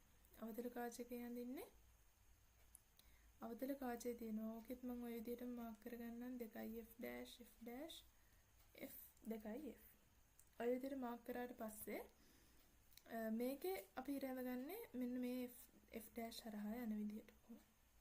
මම අනික ඇඳගත්තේ මේ පැත්තට, මේක එන්නේ අනිත් පැත්තට. ඒතර මේකෙත් වම් අත පැත්තේ තියෙන ඔක්කොම අතාත්වික වස්තු මේ විදිහට, මේ පැත්තේ තියෙන කට්ටිය තාත්වික වස්තු. මේකෙත් ඉස්සෙල්ලා වගේම අපි දන්න තැනකින් පටන් ගමු. අපි දන්නවා මේකේ ඕනෙම තැනක තාත්වික වස්තුවක් තිබ්බොත් මෙයාගේ ප්‍රතිබිම්බය හැදෙන්නේ මෙන්න මේ රේන්ජ් එකේ. ඍණානන්තයේ ඉඳන් P වෙනකන් තාත්වික වස්තුවක් තිබ්බොත් එහෙම එයාගේ ප්‍රතිබිම්බය උඩුකුරුයි කුඩායි අතාත්වික ප්‍රතිබිම්බයක්. ඊපස්සේ දකුණට යන්න. මෙයාව මේ රේන්ජ් එකේ අපිට මෙන්න මේ රේන්ජ් එකේ ඕනේ තැනක ප්‍රතිබිම්බයක් හැදෙන්න පුළුවන්. අපි අතාත්වික වස්තුවක් P වල ඉඳන් F ට ගෙනිච්චොත්. මම දැන් මේ මුළු රේන්ජ් එකෙන් වස්තුව තියලා ඉවරයි. දැන් මේ කැලේ වස්තුව තියෙනවා. මේ කැලේ වස්තුව තිබ්බොත් මේ ඕනේ තැනක ප්‍රතිබිම්බ හැදෙන්න පුළුවන්. ඊට පස්සේ මම ඊළඟ කැලේට පයින්නා F වල ඉඳන් 2i f වෙනකන්. දැන් මේ පැත්තේ ඉමේජ් එක හැදෙන්න ප්‍රතිබිම්බ හැදෙන්න ඉඩ නෑ. එහෙනම් මම දකුණට එනවා. මේ කැලේ හැදෙන ප්‍රතිබිම්බය මං අතාත්වික වස්තුවක් F වල ඉඳන් 2i f ට ගෙනිච්චොත්. ඊට පස්සේ එනවා මේ කැලේට මෙන්න මේ කොටසේ ඉමේජ් ප්‍රතිබිම්බයක් හැදෙන්නේ අතාත්වික වස්තුවක් 2i f වල ඉඳන් අනන්තයට ගෙනිච්චොත්. ඔන්න ඕක ඇඳ ගන්න පුළුවන් නම් එක තැනක ඉඳන් පටන් අරගෙන රවුමට අපිට කෙටි ක්‍රමයක් විදිහට මේකේ ඔක්කොම වස්තුවක් තිබ්බහම කොතන හරි තිබ්බොත් එයාගේ ප්‍රතිබිම්බය කොයි වගේද කියලා අපිට ප්‍රෙඩික්ට් කරන්න ලේසියෙම පුළුවන්. දැන් අපි යන් ගන්න බලමු ගාන මොකද්ද කියන්නේ කියලා. ගාන කියන්නේ දැන් මේකේ මොකද්ද මේ කියන්නේ?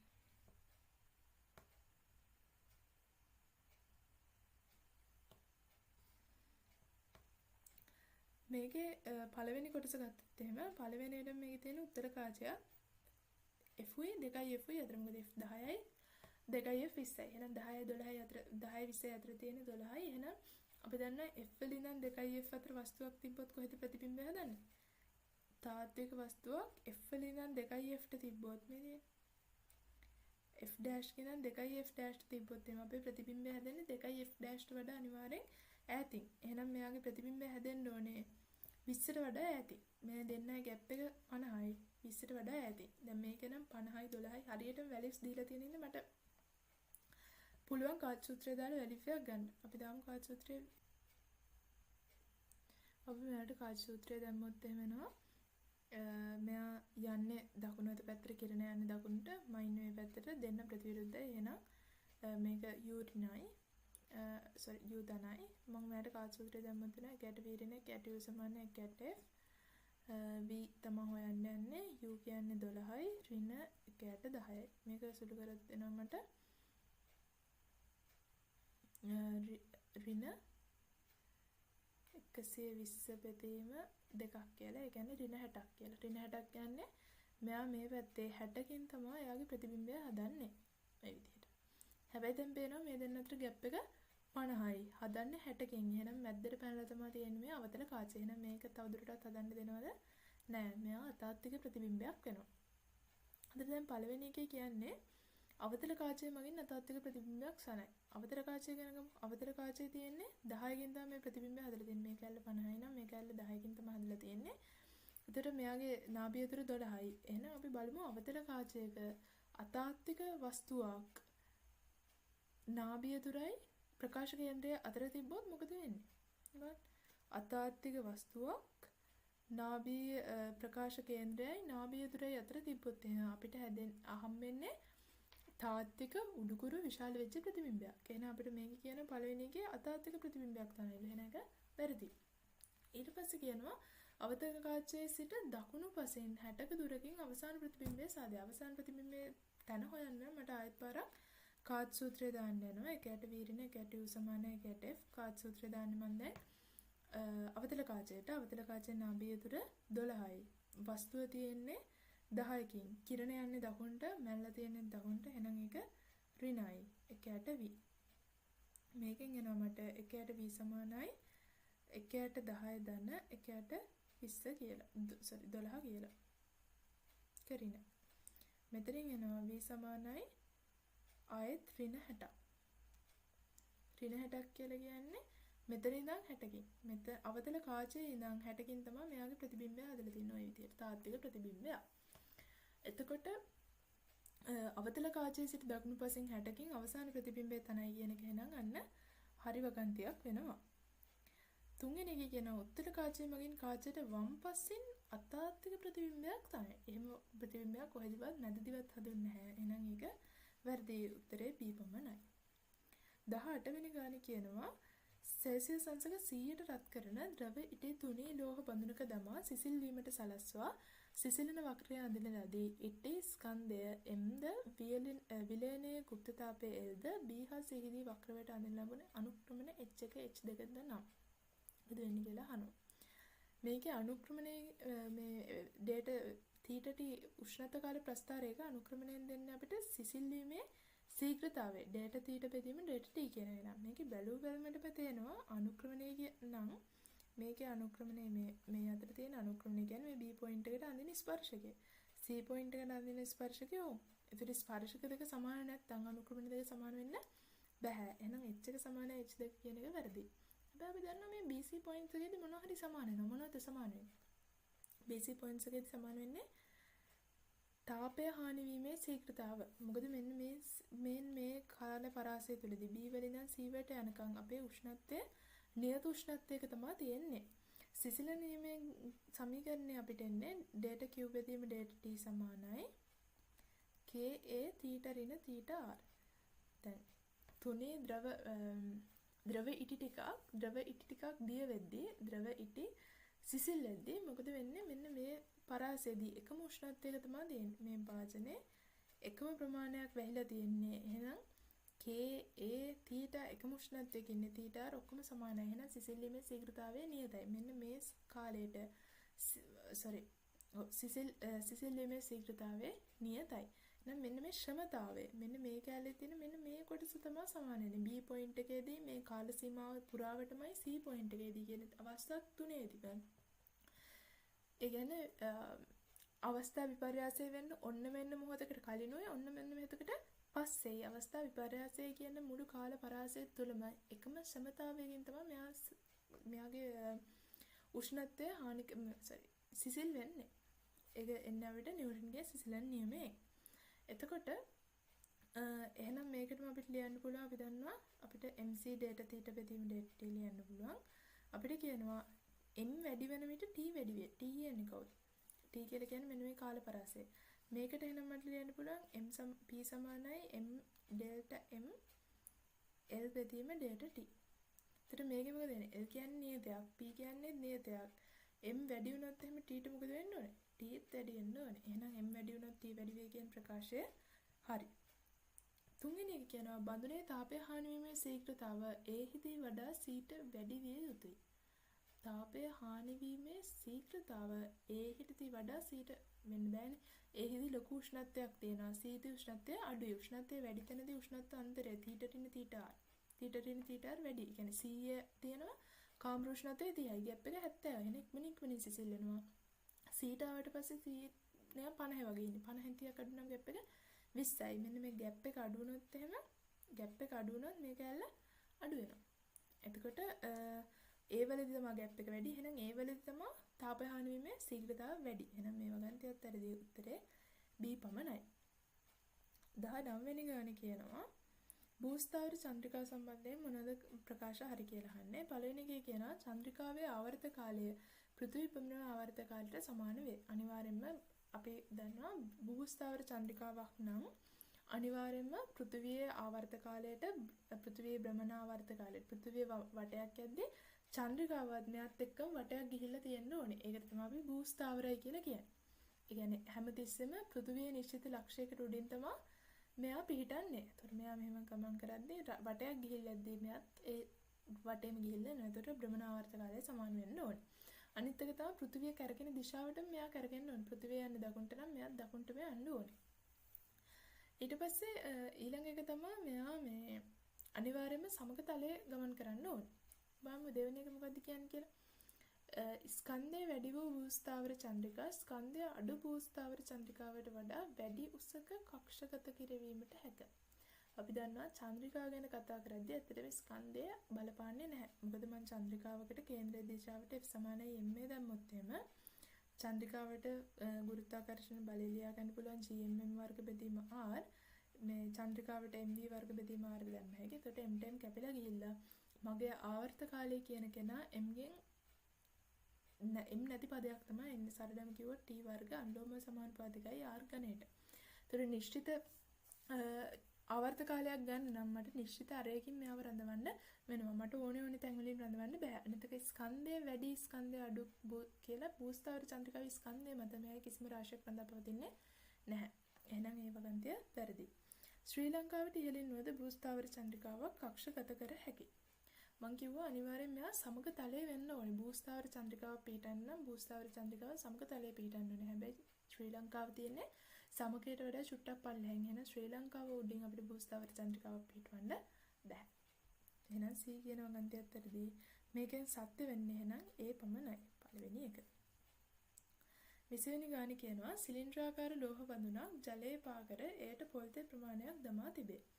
පොල්තේ කඳේ උස H සමග බඳුන තුල හා පිටත ජල මට්ටම් අතර උසේ වෙනස H නම් ඒවා සම්බන්ධ කරන ප්‍රකාශය තමයි අහන්නේ.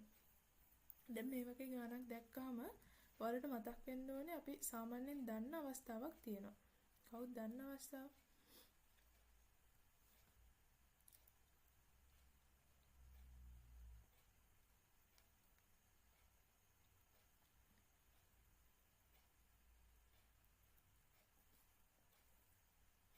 දන්න අවස්ථාව තමයි මේ වගේ භාජනයක් තියෙනවා. මේ භාජනයේට එළියේ තියෙන වතුර භාජනයක මම භාජනයක් ගිල්ලලා තියෙනවා. මම මේකට වතුර ඇතුල් කරනවා. මේකට වතුර දාද්දි මොකද වෙන්නේ? මුලින් භාජනයේ බර බැලන්ස් කරන්න මෙයා බැලන්ස්ලා දෙනවා. යම් කිසි H ප්‍රමාණයක් ගිල්ලලා තියෙනවා. මෙයාගේ Mg බැලන්ස් කරන්න උඩුකුරු තෙරපුමක් ගන්න වේ V-ρ. ඒතර උඩුකුරු තෙරපුම ගන්න අවශ්‍ය V ප්‍රමාණයක් ගිල්ලලා තියෙනවා. ඊට අමතරව මම වතුර දාපුවම මොකද වෙන්නේ? වතුර වල බරට සමාන පරිමාවක් විස්ථාපනය කරන්න ඕනේ. ඊට අදාළ ප්‍රමාණයක් මෙතනින් මම H උසක් දැම්මොත් එහෙම H උසක් මෙයා වැඩිපුර පල්ලෙහාට ගිලෙන්න ඕනේ. ගිලිලා මෙයාව බැලන්ස් කරගන්නවා. හැබැයි හැමතිස්සෙම මෙන්න මේ ජලයේ උසින් තියෙන මෙන්න මේ H කැලල නියතව තියෙන්න ඕනේ. මොකද මෙයාගේ භාජනයේ බර බැලන්ස් කරගෙන තියෙන්නේ H ගෙන්. හැබැයි දැන් මේ අවස්ථාවේ කියන කතාව වෙනස්. මේ කැලල මොකද කියන්නේ? දැන් ඉස්සෙල්ලා තිබ්බ ජලයේ එළියේ තියෙන්නේ ජලයමයි මම දාන්නේ. එහෙනම් ජලයේ ස්කන්ධය mg නම් v-ρ g කියලා කියන්නේ මෙතෙන්ට එන්නේ. දැන් ජලයේ ස්කන්ධය මට ලියාගත්තා කියන්නේ v-ρ g කියලා. ජලයේ ස්කන්ධය v-ρ mg ගේ g v-ρ w g. ඒතර මේකෙත් ජලයේ ස්කන්ධය කියන්නේ ρ w වෙන්නේ. එහෙනම් මෙතනින් මේ ගිලෙන පරිමාවයි මෙයාගේ දාන වතුර පරිමාවයි සමානයි. හැබැයි මම තෙල් දාපුවම මොකද වෙන්නේ? තෙල් දාපුවම තෙල් වල ස්කන්ධය එන්නේ ρ oil g කියලා. හැබැයි ගිලෙන පරිමාව v dash කිව්වොත් ρ w g. අපි දන්නවා වතුරට වඩා ජලයේ මේ පොල් තෙල් ඝනත්වය අඩුයි. එහෙනම් මේ දෙක සමාන වෙන්න නම් v කියන කෙනා v dash ට වඩා වැඩි වෙන්න ඕනේ. ඒ කියන්නේ අපේ ගිලෙන පරිමාවට වඩා මේ තියෙන ගිලෙන පරිමාවනේ. ගිලෙන පරිමාවට වඩා අපි දාන පරිමාව වැඩි වෙන්න ඕනේ. කියන්නේ භාජනයේ ගිලෙන පරිමාවට වඩා අපි දාන පරිමාව වැඩි. ඒ කියන්නේ මොකද වෙලා තියෙන්නේ? මේක නම් භාජනයේ මගේ ගිලෙන පරිමාව මට වැඩිපුර ගිලෙන්න ඕනේ. කියන්නේ කොහොමත් භාජනයේ බර බැලන්ස් කරන්න H උසක් ගිල්ල තියෙන්න බෑ. ඉස්සෙල්ලා ගිල්ල තිබ්බා. එතකොට ඒ H උස මේක නම් වැඩිපුර ගිලෙන්න ඕනේ. මං ඔයිල් දාලා තියෙනවා මෙච්චරක්. හැබැයි දාපු පොල් තෙල් පරිමාවට සාපේක්ෂව ගිලෙන්න ඕනේ මෙච්චරයි. මේ දැන් ගිලෙන්න ඕනේ පරිමාව දාපු පරිමාවට වඩා අඩුයි. ඒ කියන්නේ මේ අලුතෙන් දාන පොල් තෙල් ටික බැලන්ස් වෙන්න ඕනේ. පොල් තෙල් වල බර උඩුකුරු තෙරපුම් බැලන්ස් කරගන්න ඕනේ. ඒතර උඩුකුරු තෙරපුම් බැලන්ස් කරගන්න එච්චර ගිලෙන්න ඕනේ නැහැ පරිමාව. දාන පොල් තෙල් පරිමාවට වඩා ගිලෙන්න ඕනේ පරිමාව අඩුයි. එතකොට මොකද වෙන්නේ? මේක අඩුයි. ආයෙ තව ටිකක් දාද්දි තව චුට්ටක් ගිලෙනවා. හැබැයි දාන පරිමාව ඊට වඩා ලොකුයි. මේ විදිහට දාන් යද්දී ටික y සමානයි mx ආකාරයේ ප්‍රස්ථාරයක් විදිහට මෙයාගේ මෙන්න මේ ગેප් එක අඩු කරගන්නවා. මේ ગેප් එක එන්න අඩු වෙනවා. ඊට පස්සේ මොන වගේ ප්‍රස්ථාරයක් දෙන්න ඕනේ කියලා h ඍණ h කියන කෙනා අඩු වෙන්න ඕනේ. මේ sorry h එක h කියලා කියන්නේ මේ දාන උස. මේකන h කියලා අරන් දෙන්නේ. මේ උස තමයි capital H කියලා අරන් දෙන්නේ මේ ગેප් එක. මේ උස එන්න වැඩි කරද්දී මේ ગેප් එකට මොකද වෙන්න ඕනේ? h එන්න අඩු වෙන්න ඕනේ. අඩු වෙලා මේ පැත්ත ඍණ පැත්තකට ගියොත් මම මෙන්න මේ h එක මෙහෙට ගියොත් ඒ කියන්නේ මම තව වතුර පුරවනවා. තව වතුර පිරෙවොත් එහෙනම් මේ කැල්ල h ඍණ වෙන්නත් පුළුවන්. ඒ කියන්නේ h ඍණ h කියන කෙනා h වැඩිපුර වැඩි කරන්නේ මේ h කියන ગેප් එකක් නෑ. එයා වැඩිපුරත් එක්ක පිරিলা තියෙන්නේ. අන්න ඒ වගේ අවස්ථාවක් එන්න පුළුවන්. එක උදාහරණේ දෙවෙනි එක විතරයි. ඒක තමයි ඍණ වෙලා තියෙන්නේ. කොහොමද මේකේ මේ ગેප් එක අඩු වෙනවා කියන එක තේරුම් ගත්තොත් අපිට කෙලින්ම දෙවෙනි උත්තරයට යන්න පුළුවන්. ඍණ වෙලා තියෙන්නේ අර h එක උඩටම ගියාට පස්සේ. අර h එක බිඳුවටත් වෙන බිඳුවටත් වඩා ඍණ පැත්තට ගියේ. 21 වෙනි ගාන කියනවා ළමයෙක් මීටර 20ක් ගැඹුරෙන් ජලයේ ඇති ළිඳකට ගලක් අතහැරේ. ගල අතහැර 2.0 කාලයකට පසුව ශබ්දය ඇසුනි නම් වාතයේ ධ්වනි ප්‍රවේගය වනුයේ.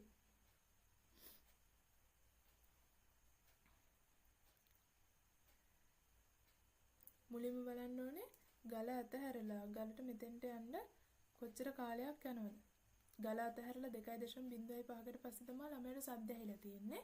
එහෙනම් ධ්වනි තරංගයක් පිට වෙන්න කලින් මුලින් ගල ගිහිල්ලා මෙතෙන්ට ජලය ගැටෙන්න ඕනේ. ජලයේ තියෙන මීටර 20කින්ලු. මුලින්ම හොයාගන්න ඕනේ මෙයාට මෙතෙන්ට යන්න ගත වෙන කාලය කීයද කියලා. ඊට පස්සේ ධ්වනි තරංගය ඔන්න උඩට එනවා. උඩට යන කාලය අපිට හොයාගන්න පුළුවන්. එතන මුලින්ම පල්ලෙහාට වැටෙන්න නම් මම s සමානයි ut දන භාගයක් at වර්ගය දානවා පල්ලෙහාට. ආරම්භක ප්‍රවේගයේ බිඳුවේ ගලක් අතහරිනවා g 10යි. කාලය තමයි අහන්නේ මට ඕනේ මීටර 20ක් පල්ලෙහාට යන්න. එහෙනම් මට එනවා t සමානයි තප්පර 2යි කියලා. එහෙනම් තප්පර 2ක්ම ගිහිල්ලා තියෙනවා මෙයාට පල්ලෙහාට එන්න. එහෙනම් උඩට ධ්වනි තරංගයට එන්න මුළු ඔක්කොටම ගිහිල්ලා තියෙන 2.05යි. එහෙනම් ධ්වනි තරංගයට t ගිහිල්ලා තියෙන්නේ 0.05යි. එහෙනම් මම ධ්වනි තරංගයට s සමානයි ut දානවා. ධ්වනි තරංගය ආයෙත් උඩට එන්න ඕනේ මීටර 20ක්. එන්න ප්‍රවේගය තමයි අපෙන් අහන්නේ. ගත වෙච්ච කාලය 0.05යි. දැන් මෙතනින් යනවා පෙතින් 5යි. 400යි ms ඍණ එකක් කියලා.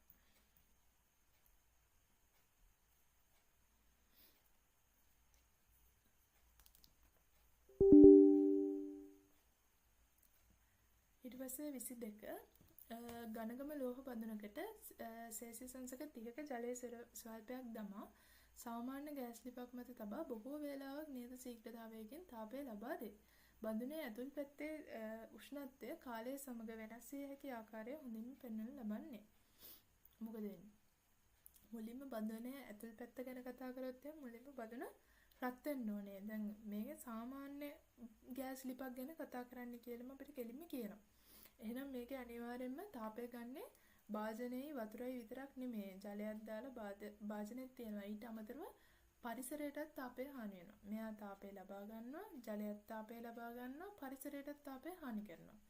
ඒතර බඳුනේ අතුල් පැත්තේ උෂ්ණත්වය වෙනස් වීම කාලය සමග ගත්තොත් එහෙම නියත ශීඝ්‍රතාවයකින් තාපය සපයුවට නියත ශීඝ්‍රතාවයේ m1 s1 ධන m2 s2 ධන data theta ධන q dash කියලා එළියටත් තාපයක් p dash කියනවා. අපි ශීඝ්‍රතාවයකින් තාපය පිට වෙනවා. දැන් මේකේ මේ එළියටත් යන හින්දා එළියට යන ශීඝ්‍රතාවය වෙනස් වෙන හින්දා අපිට නියත ශීඝ්‍රතාවයකින් තාපය සැපයට පරිසරයට හානි වෙන තාප ශීඝ්‍රතාවය නියත නැහැ. එහෙනම් මෙයාගේ උෂ්ණත්වය වැඩි වීම නියතයි කියලා ගන්න අපිට බෑ. එහෙනම් මේකේ අනිවාර්යයෙන්ම 4 හරි 5 හරි ප්‍රස්ථාර දෙකෙන් එකට තමයි යන්න වෙන්නේ. මොකද මේ හැම එකකම තියෙන උෂ්ණත්වය නියතව වැඩි වෙලා. උෂ්ණත්වය නියතව වැඩි වෙනවා තාපය හානි වෙන්නේ නැත්තම් හැබැයි තාපය හානි වෙනවා නම් උෂ්ණත්වය නියත වෙන වැඩි වෙන විදිහක් නැහැ. එහෙනම් 4 5 උත්තර දෙකෙන් අපි බලන්න ඕනේ මොකද්ද වෙන්න ඕනේ කියලා. ඊට දැන් ඊට පස්සේ මේ තියෙන්නේ වතුර ටික වාෂ්ප වෙනවා. වතුර වාෂ්ප වුණාට පස්සේ ඊළඟට ආය උෂ්ණත්වය වැඩි කරද්දී භාජනය විතරයි ගන්නෙ. හැබැයි ආයෙත් තාපය එළියටත් හානි වෙනවා. එතකොට මේ ශීඝ්‍රතාවය ඉස්සෙල්ලා එන්න අඩු වුණා නම් මොකද ඇයි මේ අඩු වෙන්නේ? උෂ්ණත්වය දැන් මුලින්ම උෂ්ණත්ව අන්තරය අඩුයි. එතකොට තාපය එළියට හානි වීමේ ශීඝ්‍රතාවය අඩුයි. එතකොට වැඩි ශීඝ්‍රතාවයකින් භාජනය එයාගේ උෂ්ණත්වය වැඩි කරගන්නවා. හැබැයි එළියට යන තාපහානිය වැඩි උෂ්ණත්වය වැඩි වෙන්න එළියට වෙන තාපහානිය වැඩි වෙනවා. එතකොට උෂ්ණත්වය වැඩි කරගැනීමේ ශීඝ්‍රතාවය භාජනය අඩු වෙනවා. එහෙනම් මේක මුලින් වැඩි ශීඝ්‍රතාවයකින් තිබිලා ඊට පස්සේ අඩු වෙන ශීඝ්‍රතාවයකට තමයි යන්න ඕනේ. දෙවෙනි කැලේටත් එහෙමයි. දෙවෙනි කැලේත් වැඩි ශීඝ්‍රතාවයකින් තිබිලා අඩු වෙන ශීඝ්‍රතාවයකට තමයි යන්න ඕනේ. මේක මෙහෙම වීමේ හේතුවක් නැහැ. අඩු ශීඝ්‍රතාවයක ඇවිල්ලා වැඩි වීමේ හේතුවක් නැහැ. එහෙනම් උත්තරේ වෙන්න ඕනේ 4 වෙනි එක. 23 පෘථිවියේ අරය ආර්ද පෘථිවි පෘෂ්ඨයේ ගුරුත්වාකර්ෂණ ශේෂ්ත්‍ර තීව්‍රතාව ජීවිත වේ. පෘථිවි පෘෂ්ඨයේ සිට පෘථිවිය අරයෙන් දෙගුණයක උසක ගුරුත්වාකර්ෂණ ශේෂ්ත්‍ර තීව්‍රතාව. පෘථිවියේ අරය ආර්ලු පෘථිවි පෘෂ්ඨයේ සිට පෘථිවියේ අරයෙන් දෙගුණයක. ඒ කියන්නේ මෙතන ඉඳන් තව 2r දුරක්. එහෙනම් මට ලියන්න පුළුවන් g කියලා කියන්නේ කවුද? සිම්පල් g කියන්නේ g එම්බෙදීම r වර්ගය. මට අලුත් ජීව ලියන්න පුළුවන් g එම්බෙදීම 3r වල වර්ගය. එහෙනම් මෙතනින් එනවා g dash කියලා කියන්නේ g බෙදීම 9ක් කියලා. පළවෙනි එක. මෙතන බෙදන්න සමීකරණ දෙකේ තොටනවා g dash කියන්නේ g බෙදීම 9ක් කියලා. 24 වෙනි එක එක්තරා තරුවකින් නිකුත් වන ආලෝකයේ තරංගායාමය පෘථිවියේදී මැන්න විට ලැබුණු තරංගායාමයට වඩා 100%කින් වැඩි බව අනාවරණය විය. ලැබුණ මෙයාගේ ඇත්ත තරංගායාමයට වඩා මේ පැත්තේ නම් මැන්නහම ලැබුණ තරංගායාමය 100%කින් වැඩිලු. තරංගායාමය වැඩි නම් මෙයාගේ සංඛ්‍යාතයට මොකද වෙලා තියෙන්නේ? සංඛ්‍යාතය අඩු වෙලා තියෙන්නේ. සංඛ්‍යාතය අඩු වෙලා නම් මේ තරුව අපේ දිහාවට දෙන්නේ ඈතට දැන්. අපිට දැනෙන සංඛ්‍යාතය අඩු වෙලා නම් මෙයා ඉවතට තමයි ගිහිල්ලා තියෙන්නේ. එහෙනම් මේකෙන්ම අපිට කියත් හැකි අනිවාර්යෙන් මේ 2 හරි 4 හරි 5 හරි තමයි මගේ උත්තරය වෙන්න ඕනේ.